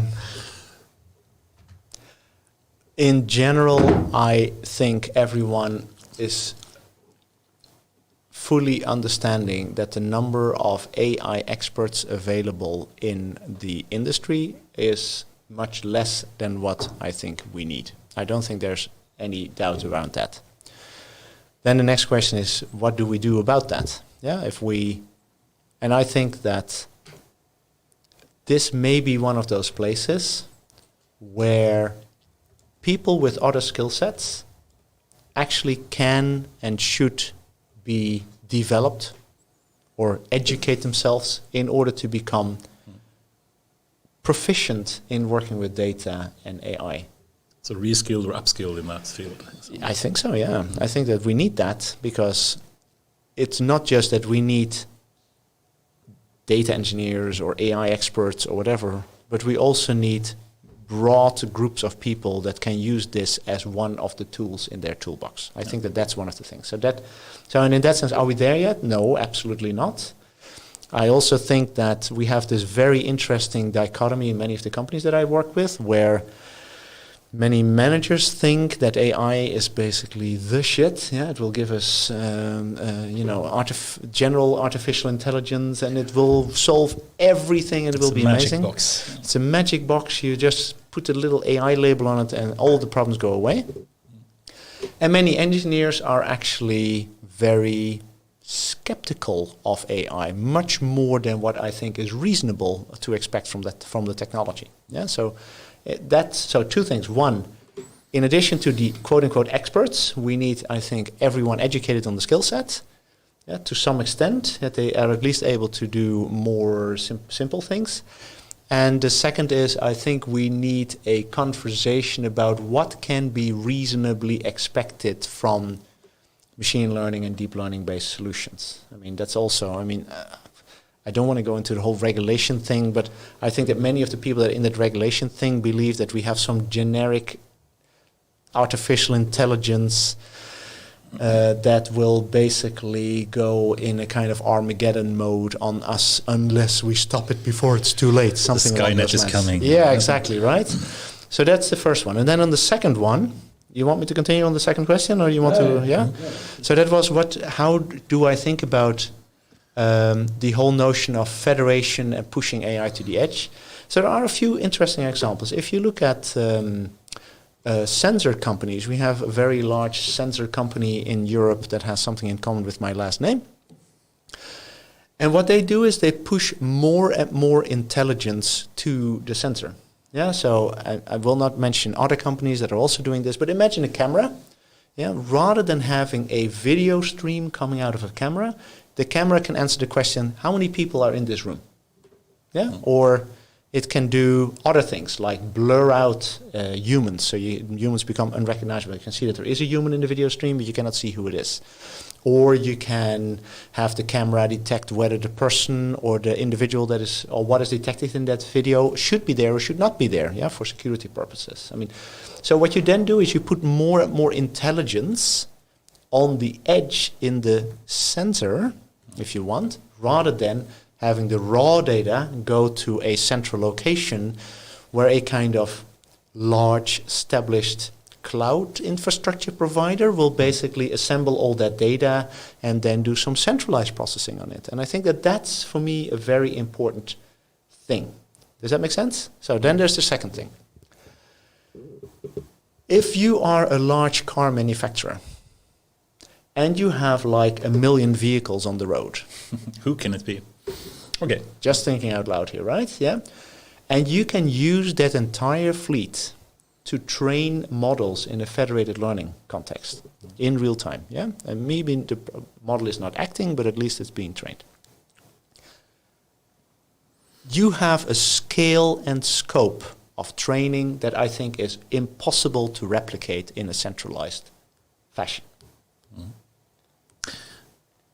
I think, but you know, the expert is sitting across from me, so feel free to disagree on this. No, but of course, federated learning is a very promising technique, and doing and pushing the intelligence towards the edge, of course, is very promising. But it's also more challenging for many reasons, and you know, from a more practical, you know, supplying the power. The comments are intensifying, so I just needed to show you. Now it's different people in there. Yeah. But it's, of course, I agree that has a lot of future. But for example, even Tesla, that I would argue is leading the self-driving car industry, is not doing it yet, and they are pushing everything centralized and building bigger and bigger and faster super cluster dojo thing that is going to train stuff faster than they ever can before. But still, they have a data collection intelligence that is super smart. But yeah, I do hope, you know, if we take other areas where privacy is of even more importance than potentially for cars, then that becomes even more interesting, especially like in video cameras, as you say, for perhaps security purposes or whatnot. This is even more interesting. It's also not only that, it's also that the more intelligence you push to the edge, the more you have a pricing ability for the things that live on the edge, which then creates a better business for the companies that are creating those kind of things. And otherwise you end up in a kind of race to the bottom kind of situation, right? Where it's just pure but also increase the commodity. price for the edge. You know, it's something, if you want to minimize the cost, you know, for producing the devices that you have, that can also be... That's not the point. I mean, at Nokia, one of the things that one of the multimedia business unit did is they didn't try to push the price of the phone. What they said is, we create a premium phone. At that point, I think it was 500 euros for a phone. And our job is to cram as much functionality into that darn thing as we possibly can. Yeah, so our goal is not to have the cheapest device. The goal is, how can I hit at an acceptable price point, squeeze as much functionality into that as I possibly can. Yeah. Now, you know, I'm a proponent for federated learning. We even wrote an article. You know, yes, we did actually. And I think for some areas it is a really big revolution that can really improve a lot of stuff, but not for everything, I would argue. Could we potentially, we I see the time is flying away here, and we have so many topics that we haven't even started with. When we have thousands of questions, so. But perhaps we can continue a bit with the AI in enterprises kind of thing, and also think instead of, I think one of your expert topics, which is, you know, traditional software engineering versus AI development, because I think that's potentially one of the problems that exists in enterprises and normal companies today. They think potentially that AI is just another software development technique or something, and it's no major differences there. Or how would you phrase the big differences between like traditional software engineering and AI development? Is big question as well, I know. Yeah. But this is your, you know, no, expert field I had as well. lunch with someone who shall remain unnamed, who worked in the 6 and a few other places in the 90s, and mentioned that one of his colleagues there had said that AI is the fallback solution for when you don't know how to solve something algorithmically, which I thought was actually hilarious. I like that. It's one of the best definitions of AI that I've heard for some time. Cool.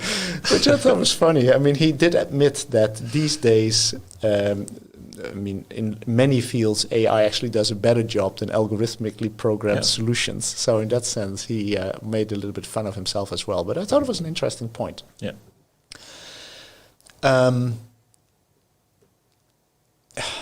Where do I start?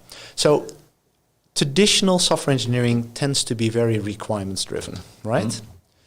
One of the big differences in what I see between AI development, especially in the early stages, and traditional software engineering is we can specify requirements and then build it, and basically the system will do what you wanted it to do. Whereas when you start with AI, very often in the beginning, you actually don't know how well the model is going to be doing. Right. I mean, we wrote about this, and Yes. so that's number one.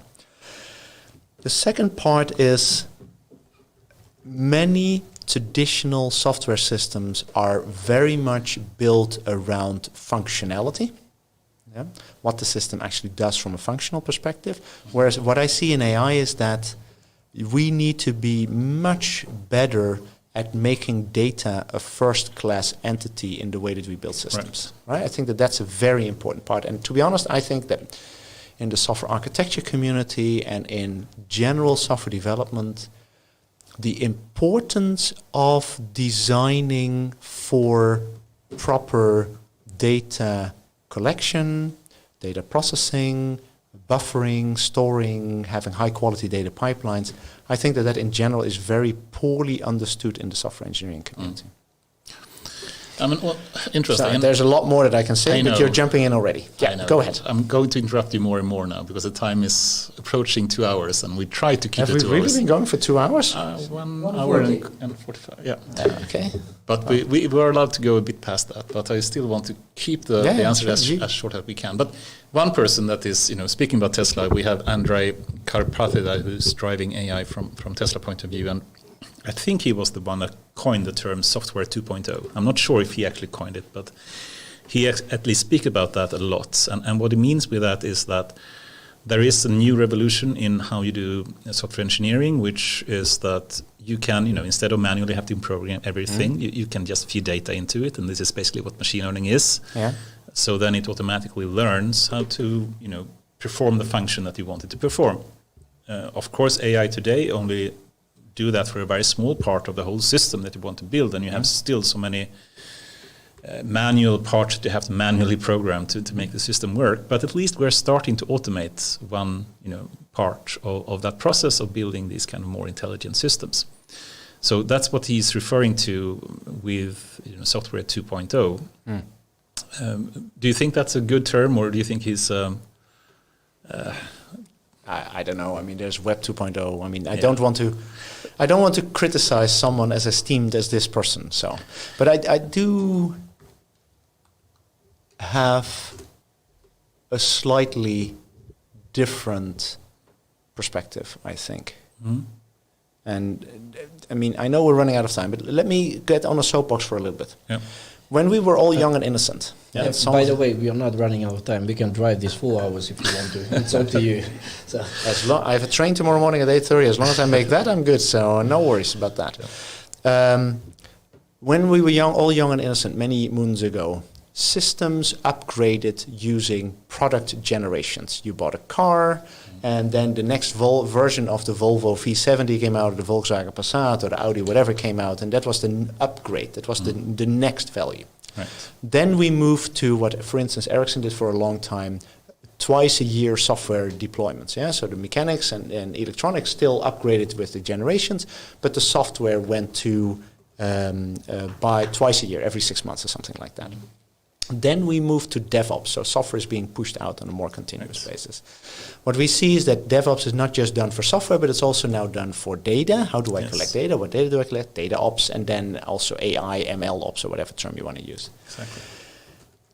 Then, on top of that, we add A/B testing and those kind of things, right? Yeah. That's again, what I'm trying to paint is a picture where the pace at which we're delivering new value to the user and to systems out in the field is constantly going up. And why I believe that federated learning and reinforcement learning are so important is because the functionality that can be optimized using that has much faster feedback cycles, learning cycles, than A/B testing. And A/B testing has faster feedback cycles than DevOps. And DevOps has faster feedback cycles than biannual or twice a year software releases, which has much faster feedback cycles than the product generation releases. Right. And what I in general see, and this is a bit of a more philosophical point, everything we do in software, AI, digital technologies is about accelerating the speed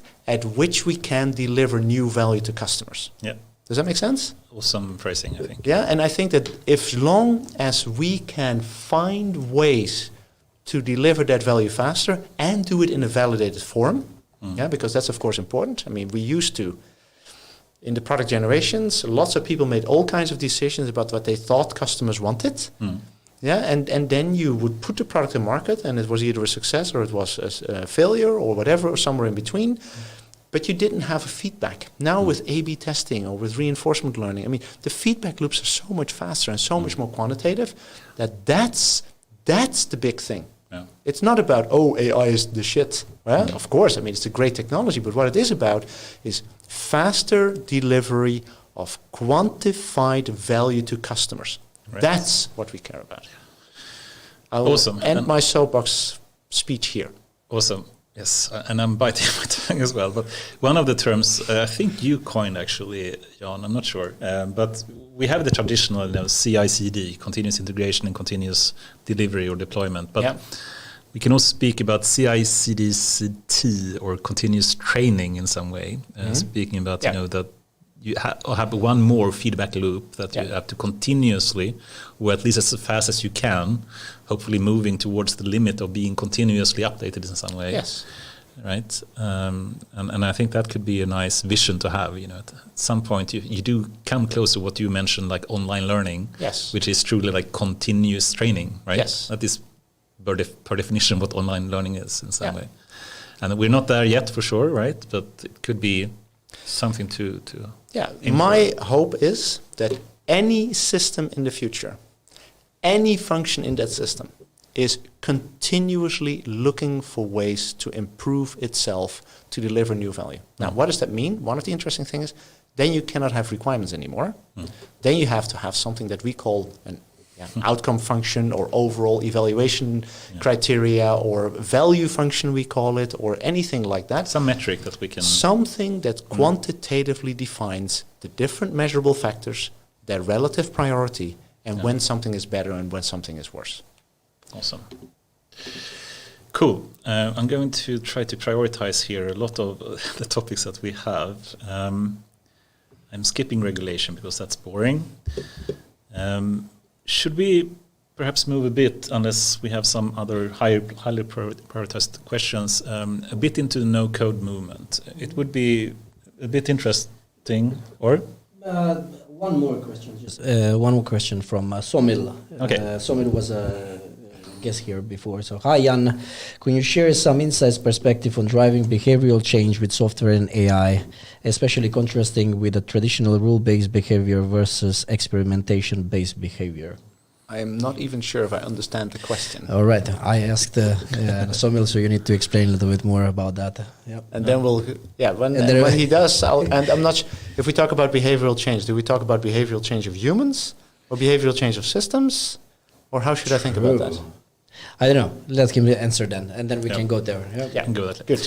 All good. Okay, but you also came in contact with Peltarion at some point, and that's also how we met. And Peltarion also do a lot of stuff, but in short, we can say that they want to make AI available for all in some way. Yes. And we can easily see a big problem with primarily the big tech companies can find huge value for the customers and the services they provide by using data and AI in different ways. But also we can see that a lot of other companies fail when they try to do it, probably because of lack of competences, but also because of the tooling is too bad. And this is also in some way, and please disagree if you have a better phrasing of this, but Peltarion wants basically to provide better tooling and methods to give AI to everyone. Yeah. And that also means that perhaps we can think about the no-code movement, where some people don't have the skills to actually do program with the PyTorch of the world or TensorFlows of the world, and then still they could potentially start using AI somehow. What is your thinking about no-code? Do you see that as being especially useful for AI, or what's your thinking about no-code?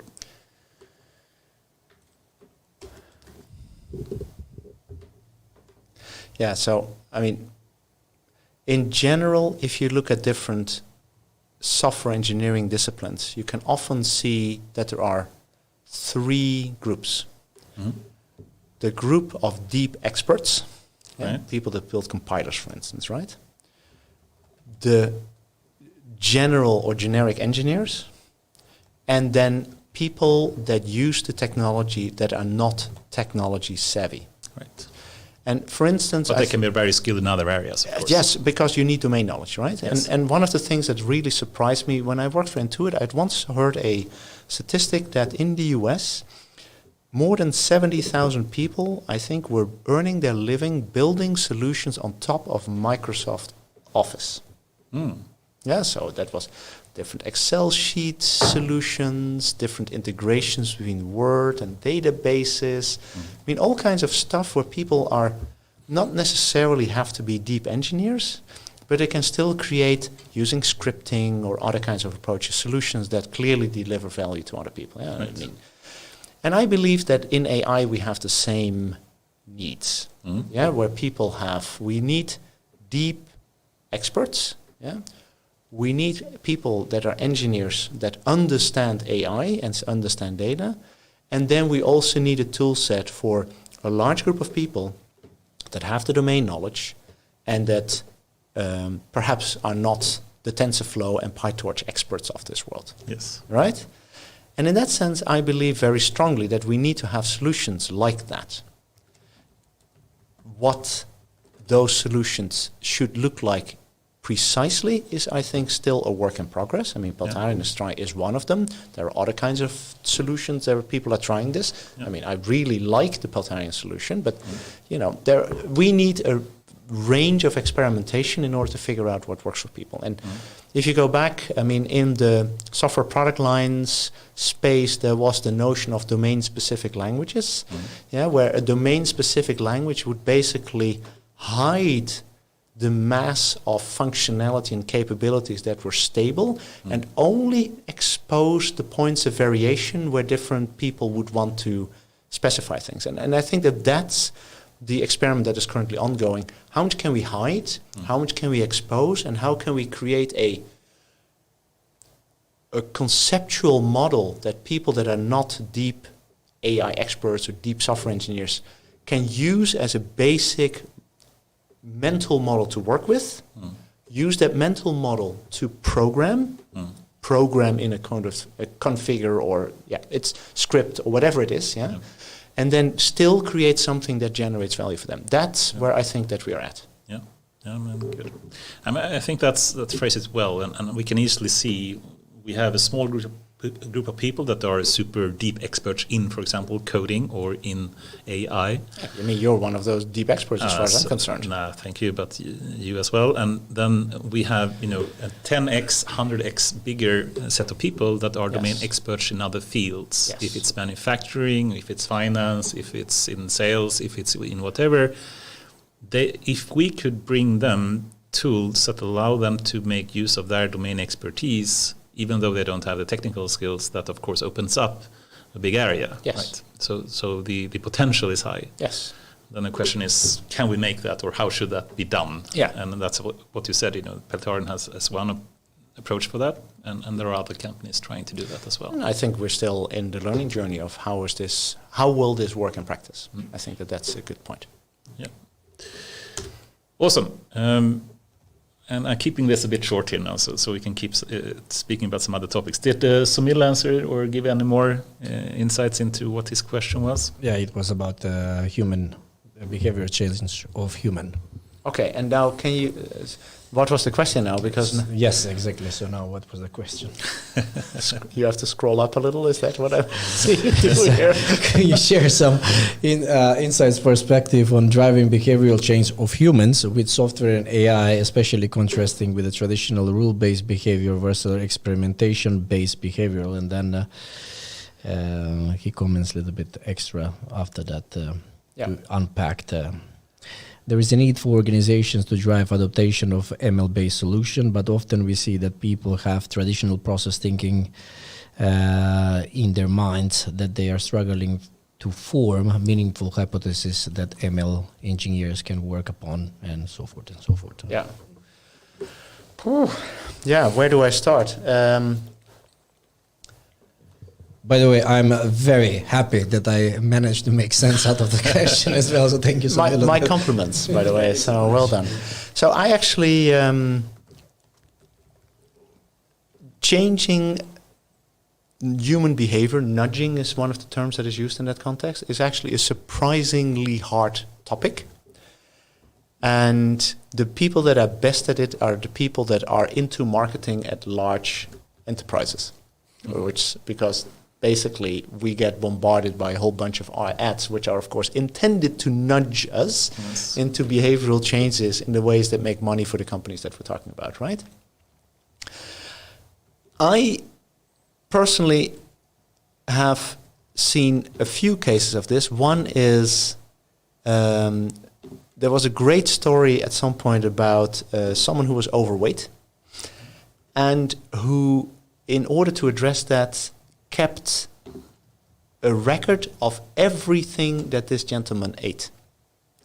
And he came to the doctor with literally binders full of information about everything he had been eating over the last number of years. But he was still heavily overweight. Yeah? And the reason that I came to that is because at Intuit, and this was one of the things that I found purposeful, we had solutions for personal financial management. And as you probably know, many people in the US live paycheck to paycheck, often have quite a bit of debt. And I thought that if we can just give these people insight into their finances, if we just show them, they will change their behavior. And it turns out that that is not the case. Nothing happens. So just giving insight is not enough to drive. Coming back to your hypothesis that people should drive development of themselves, right? Take responsibility. Yeah, so, and I think that that's so just giving the insight or giving the data or visualizing it is, I think, clearly not sufficient. And now you want to have answers of what would make sense. And to be honest, I find that really, really difficult. I mean, there's this great saying, I think, in Buddhism that the teacher will appear when the student is ready, or something along those lines. So nice. Yeah. I will steal that. That's another T-shirt. We're trying to collect quotes here. Okay. Henrik already did a PAX on the T-shirt. Oh, okay. It was about the soapbox. Oh, the soapbox. Yeah, I want to have a copy. I want to have one of those T-shirts. That's awesome. And the idea then is, I mean, can we use machine learning or deep learning as a tool to figure out what actually helps people change behavior? Maybe. I mean, A/B testing is a form of trying that out, which is basically you offer a set of different alternatives and you try to figure out which works best. Typically, it's conversion in e-commerce, but I mean, it's still behavioral change, right? So I think that there is a room for this, but I do not have a concrete example of how you would actually materialize that.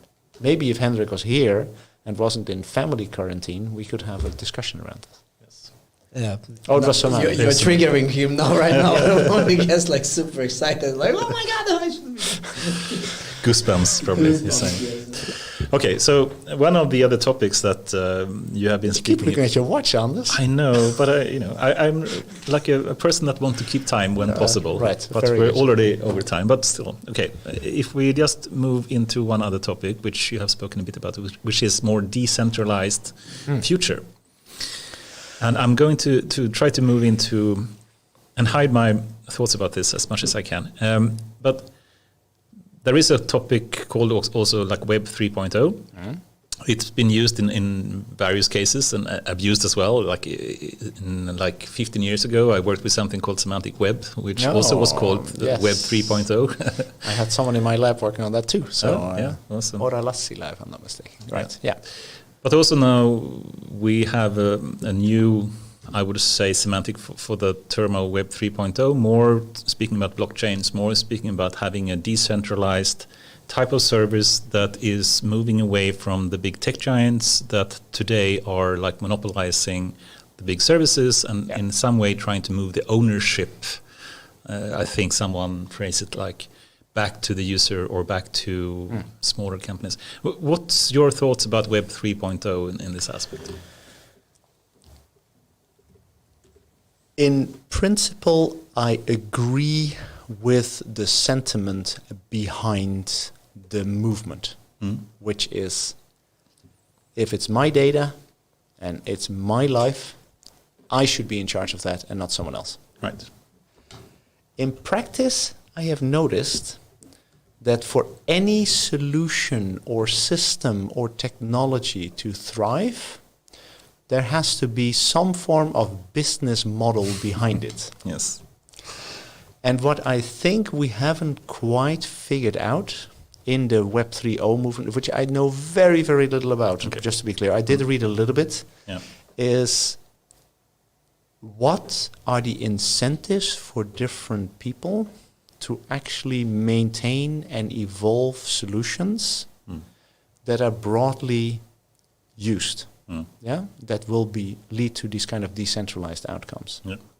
And until I believe we can crack that one, I think it will not really materialize, because to be very honest, for all that we as technology people are worried about data and who owns this and the big tech giant, many people actually just want to have free email, want to have free social media, want to have free whatever, and deep down accept the fact that if something is free, you are the product, right? Yeah. So that there is a trade-off that takes place that, to be honest, for most people is fine. Yeah. They don't really care that much. And that's the other big thing. How do we take it from the early stages of the adoption curve through the chasm to an early majority? And that means seamless adoption, very low effort, very clear value proposition for the early majority. It's not enough to have very strong political views on that these big tech companies should not own my data. That's not good enough. Yes. It's not enough to drive the big adoption. Really That's what I believe. Really well phrased, I think. And sometimes, you need to have at least some way to commercialize something if it's going to be of some large-scale use in some way. If you just fragment it down to everyone not having the power to develop something great, then no one will take the lead in doing so. Then it will be hard to do that. But I still hope, there are examples to the opposite, like the open source movement is working surprisingly well, like Wikipedia and whatnot. There are exceptions to this rule. So, but open source, you know that very large tech companies very actively support open source movements, typically because one of their competitors has a commercial solution and they rather have that commercial solution be disrupted by an open source one, and they happily invest in open source in order to disrupt one of the businesses of one of their competitors. So we should not overestimate the altruistic nature of everything that happens in these industries. Sorry for being so cynical. I hope I'm not cynical or sarcastic. No, this was beautiful. It's actually true. So my neighbor has a Porsche. Look at my Maserati that I bought yesterday. But I think we can also defend open source a little bit more than saying that it's actually, if you provide value back to it, you will actually have some value for it, because you will not have to patch everything all the time. So there are some small value to it. But there is a huge amount of value. If you look at Linux, what is it? All the servers in the world basically run on Linux, right? Yeah. And there's a lot of other software as well. So, but what you have to understand is that assuming that this is just altruistic contributions that people give out of the goodness of their heart, I think that that's a little bit too simplistic. I mean, I think what you said was perfectly correct. I mean, there are a lot of business models that builds upon open source. Yeah, Red Hat is already one, right? So yeah. So as long as you can do that, then it could be something for a more blockchain-based thing as well. But I haven't seen much so far. So yeah, we'll see. Okay, cool. We managed to cover that rather quickly. Yeah, but there's a lot of stuff you didn't go into either. So, but let's not go there.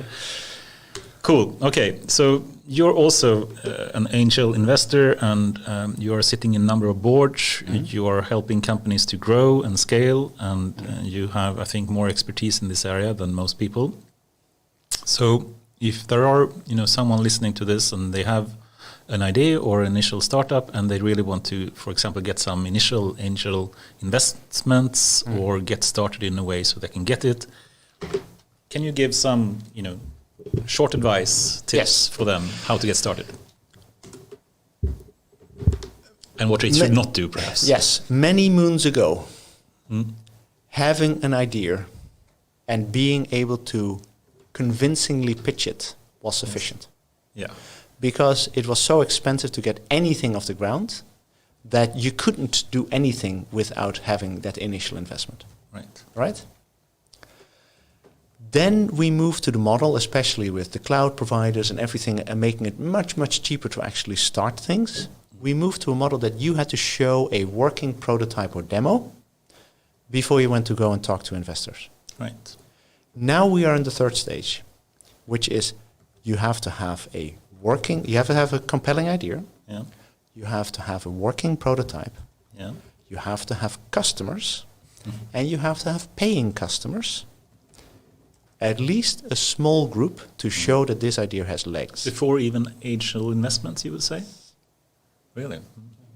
And I think that that's an important thing. And I'm actually, I will be not very specific, but one company that I'm talking to right now, I've literally told them, until you have some customers that are willing to pay you, I'm not going to invest in you. And why is that? Because everyone wants free stuff. Yeah. Free stuff is not very sticky, because you very easily move from one solution to the next. But getting customers to part with their money is, for me, the big signal that I'm looking for.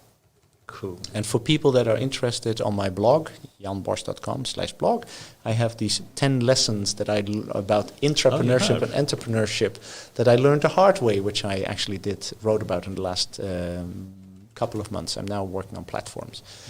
So janbosch.com, and you can find the... There you find, if you go to the blog.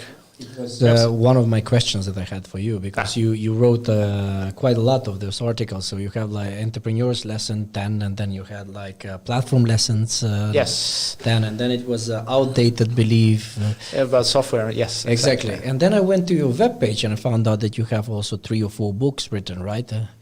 Yes. Yeah, exactly. What has he not done? Yeah, so if anybody is interested in procuring some of these books, which are... Actually, so you go there. I actually give away some of those books for free in PDF format. So if people drop me an email, that's what I will do. Okay, you hear it here. Otherwise, you go to janbosch.com, right? Yeah, sorry. I mean, I didn't mean to pitch, but I mean, the idea... Don't worry, we like pitches. Pitches is good. Pitches is good. Yeah, but I mean, I have tried to capture some of my lessons there.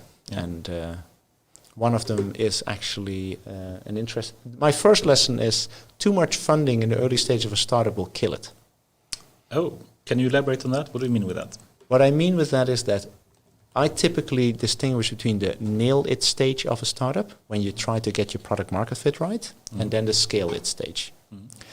If you have too much money in the nail it stage, you typically focus way too much on building product and way too little on building market. Right. Yeah? Which means that any feedback from the market that is not what you expected it to be is translated in, we haven't built enough of the product yet. Instead of, we're actually building something that customers don't want. Yeah, which is why I am looking for as early evidence as possible of willingness to pay. And I know that there are 2 schools of thought, and when I worked at Intuit, I worked a lot with our founder, Scott Cook, and he said, he always said, let's first get to 1 million users and then we'll figure out how to monetize. Yeah, but I'm an angel investor. I do not have his money. I mean, he has many zeros behind his name, let's put it like that. Yeah. So I cannot afford that. So I'm looking for ideas that actually get validated as early as possible.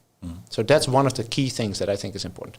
And the other thing which I think is very important, many people that I meet in the startup space walk around with an idea that they someday are going to do.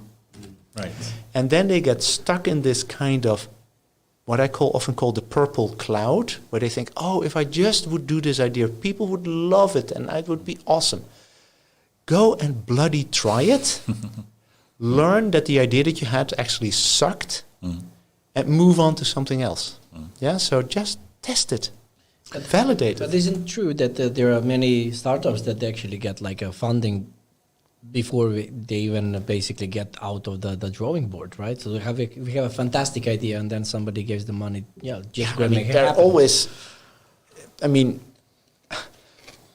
over the last years there has been so much money floating around that it has been, if you have a proven track record, if you've done it before, exactly, that helps a lot. And then you can actually, with an idea, get pretty far. The winning horses.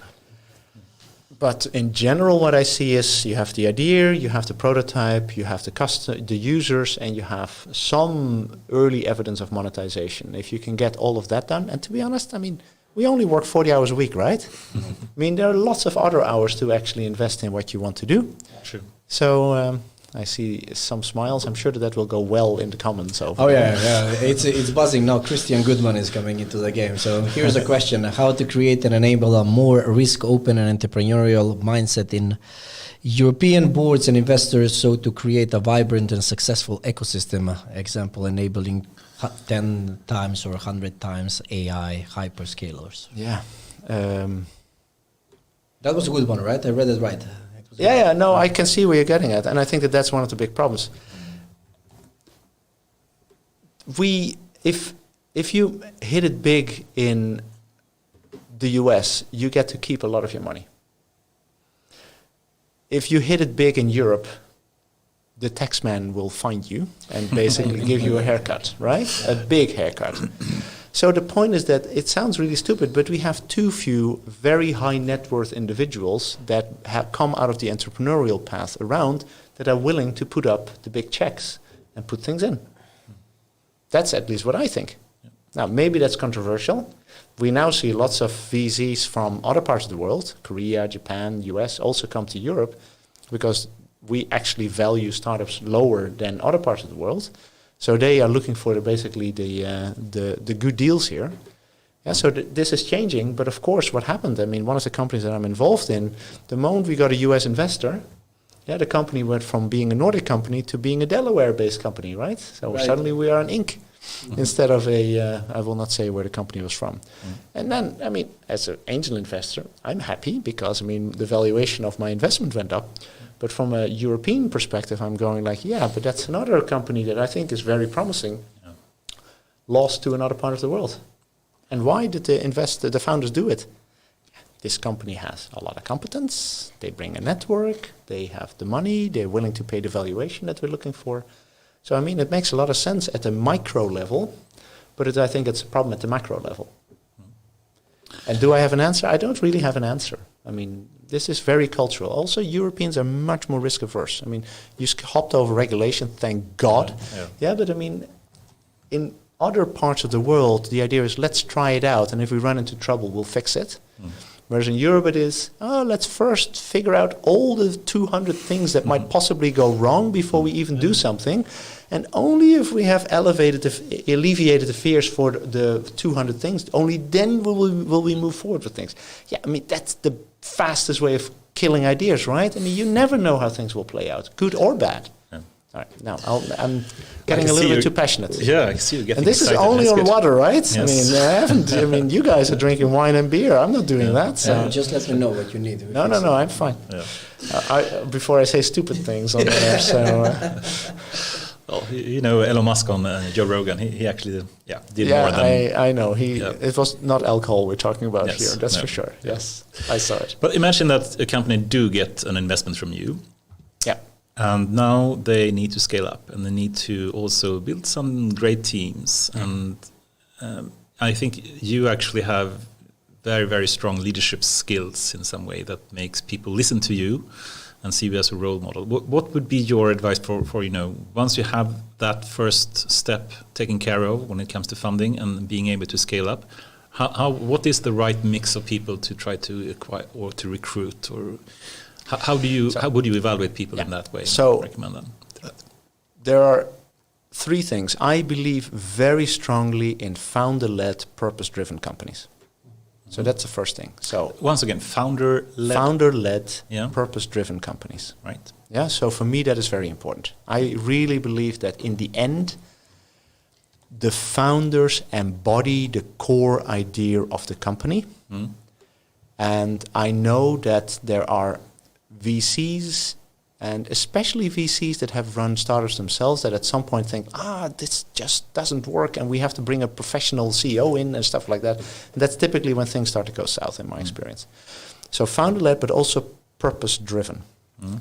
Everyone, and especially the new generation, which I'm really happy about. I mean, you can complain about millennials and what you want, but everyone wants to contribute to a goal, a purpose that they believe in. And I believe that that's critically important. So a strong vision of the company in some way? Or yes, and you need to be able to explain how you are contributing to a better society. I think that that's immense. Yes. Third, I've never seen a company fail because of product. I've only seen companies fail because lack of sales. That's an interesting statement. That we have to dig deeper into, I think.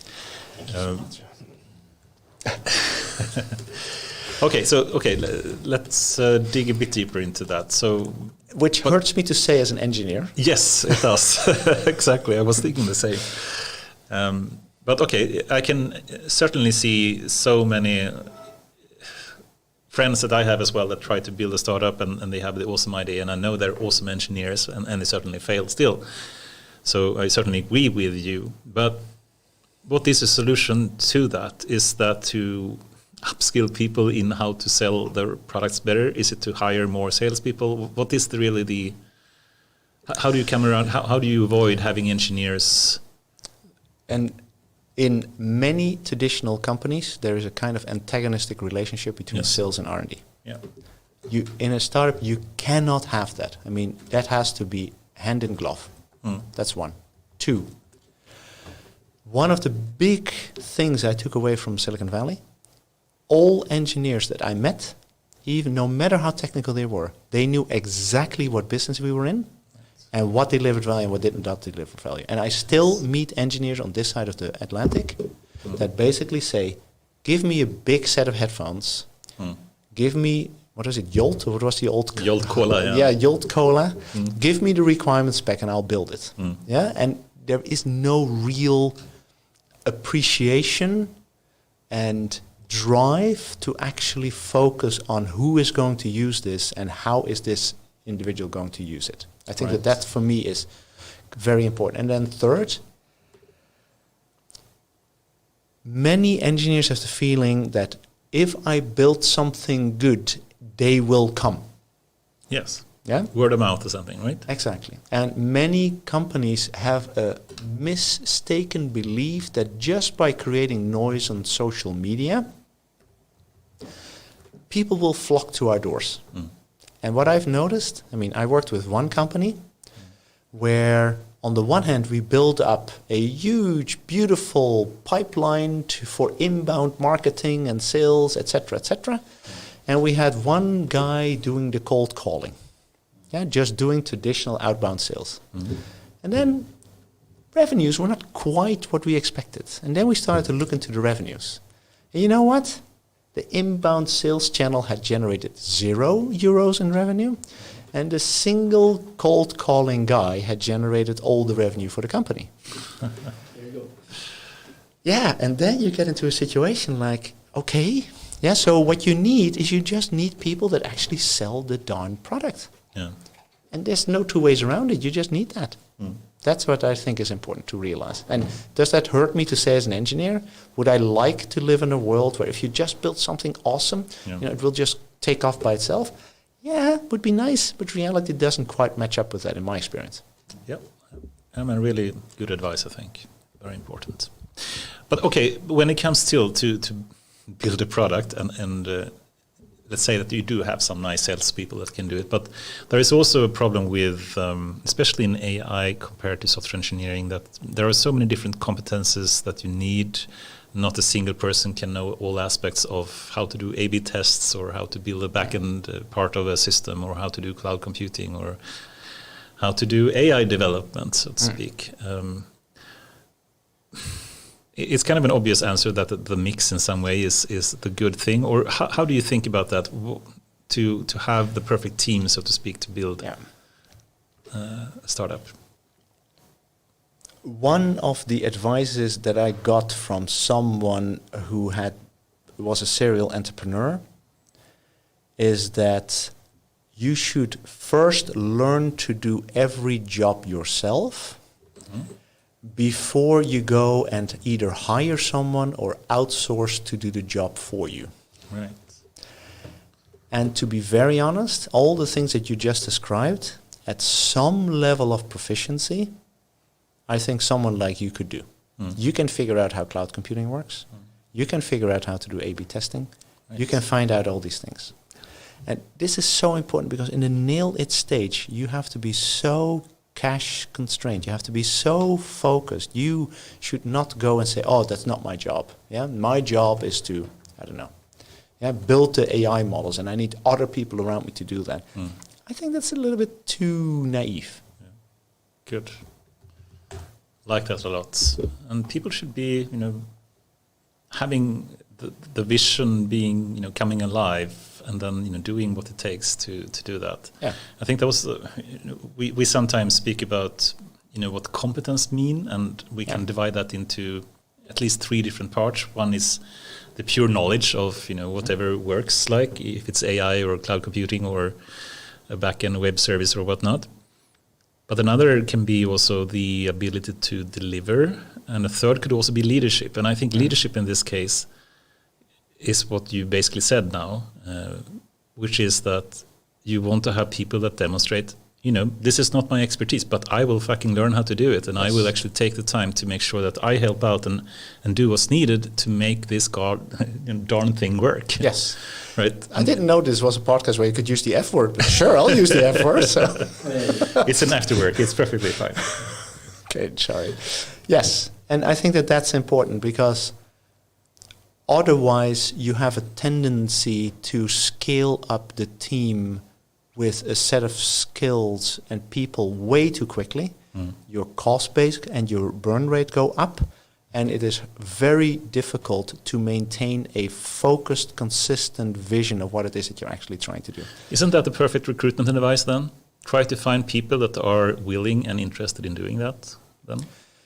Yes. Now, as how you assess potential people you would want to hire for that is a different discussion. That's, I think, a whole other podcast. Yeah. But to the large extent in the early stages, when you're in the nail it stage, and in even the early stage of the scaling, that's the kind of skill set that you need. Yeah. And then when you run into the tornado or whatever it is, then you need people that can really focus on how do I deeply drive a scalable data pipeline that can pump, I don't know how many, whatever metric you want to use, and keep quality of the data that goes through it and have automated correction mechanisms and, minimize the cost of my cloud computing infrastructure. Then you can have all those people, but not in the early stages. Yeah. Really well said, I think. I'm thinking about moving more into the last kind of philosophical things, or do we have any final questions? I don't even, this is going nuts now, so you trigger some buttons there, obviously. So. Okay. What was it? So the discussion online has been a little bit more what about companies. So if you're building a deep tech company, right? So you cannot expect that you're going to generate revenue quite quickly, right? It's going to take a research, it's going to take time and etc. until you start generating revenue. Then it's becoming a little bit what you said, like, hey, make the money first and then, or make the traction and everything else.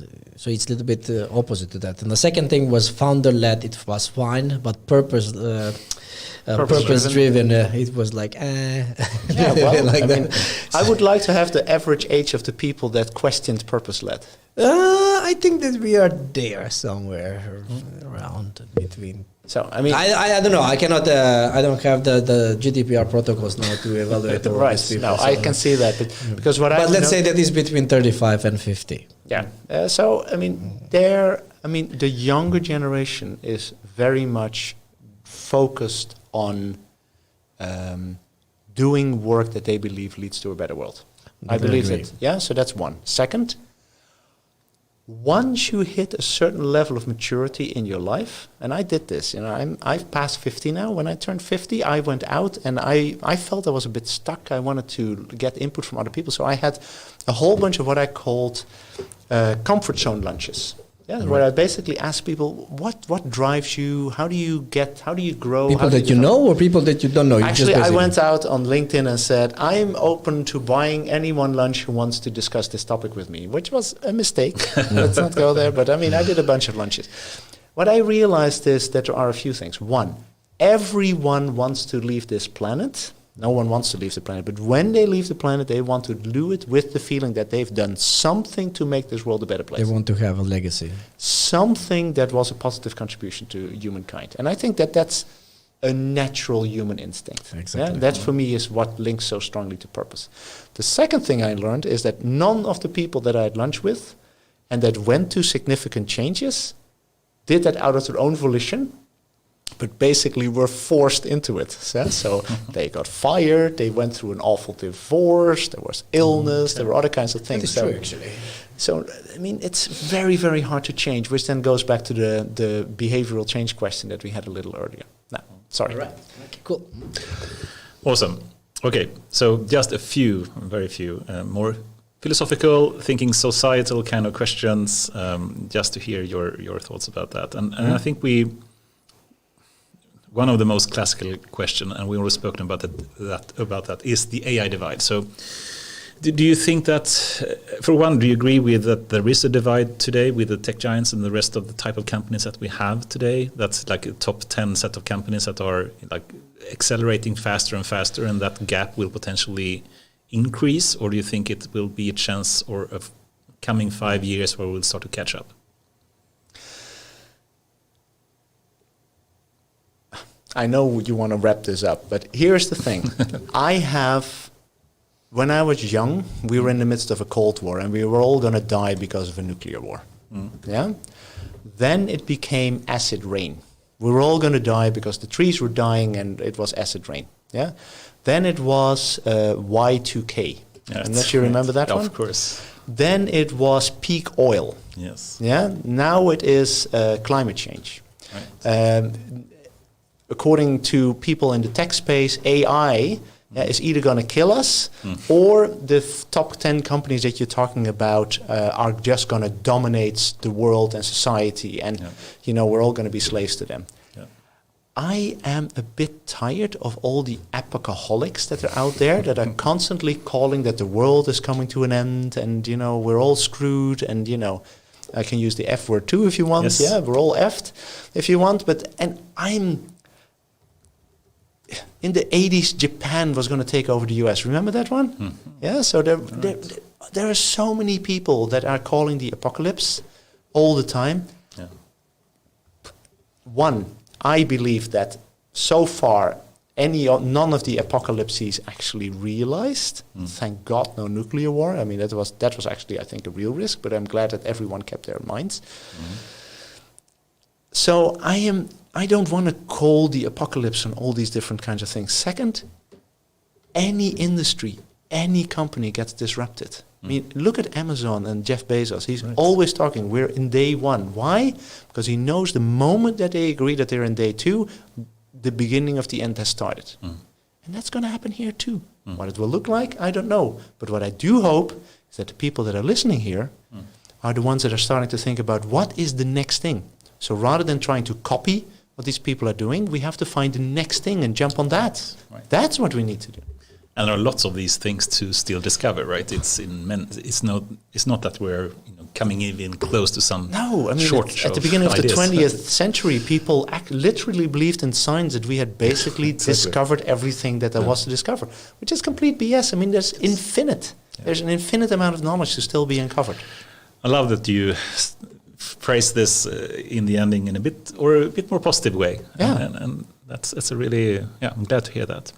So if we go from the AI tech giants or other big companies, and then think about the singularity, and we can just speak about different set of terms here. Singularity is one.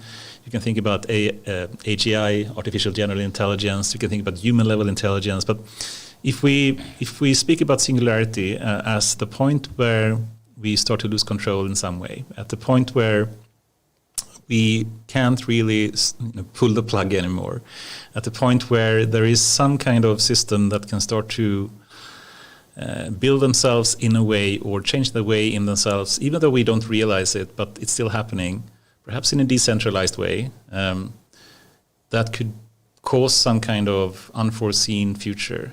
Do you think that's a risk that will happen in like 5, 10 years or 50 years? Or I'm going to challenge you. What gives you the impression we're not already there?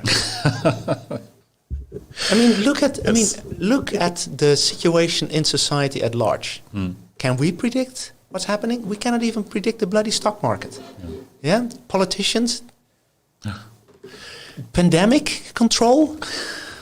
I love it. Yeah, we have already ever since we started to build cities, created a situation where, as individuals or as conscious society, that there was even a sense of us being in control. I don't believe that to begin with.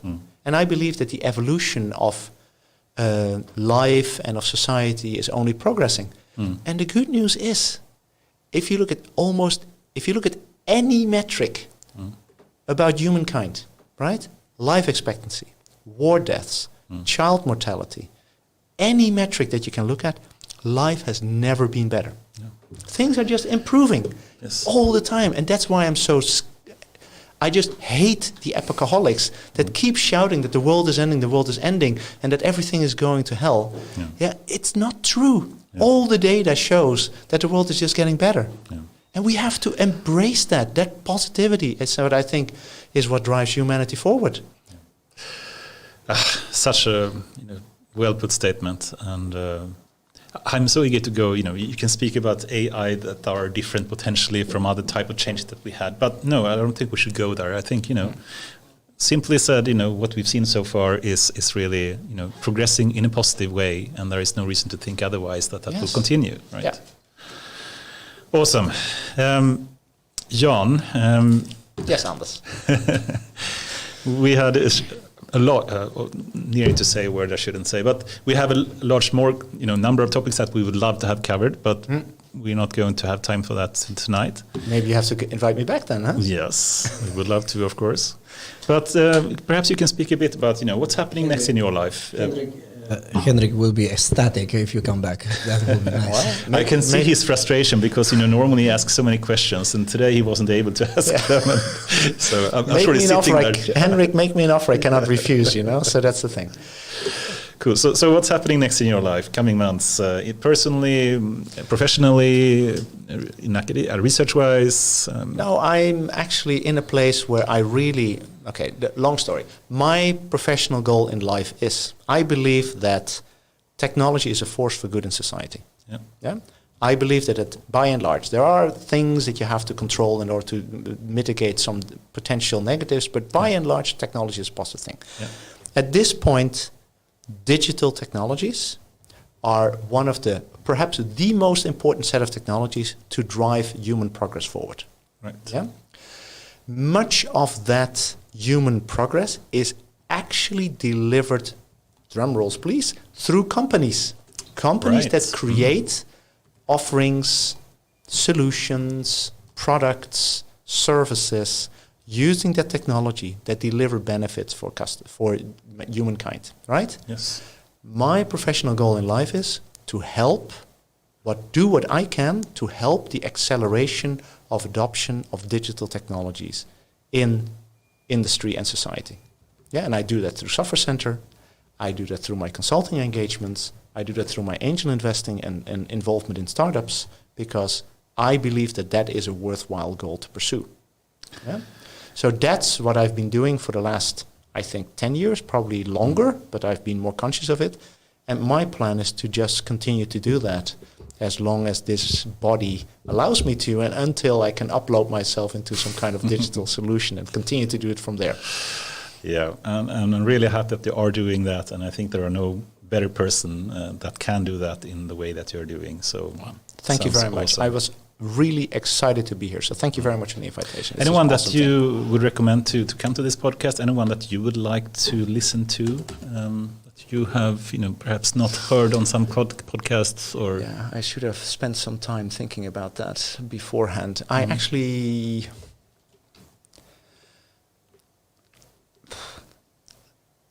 No, well, it would be cool to have Luca here.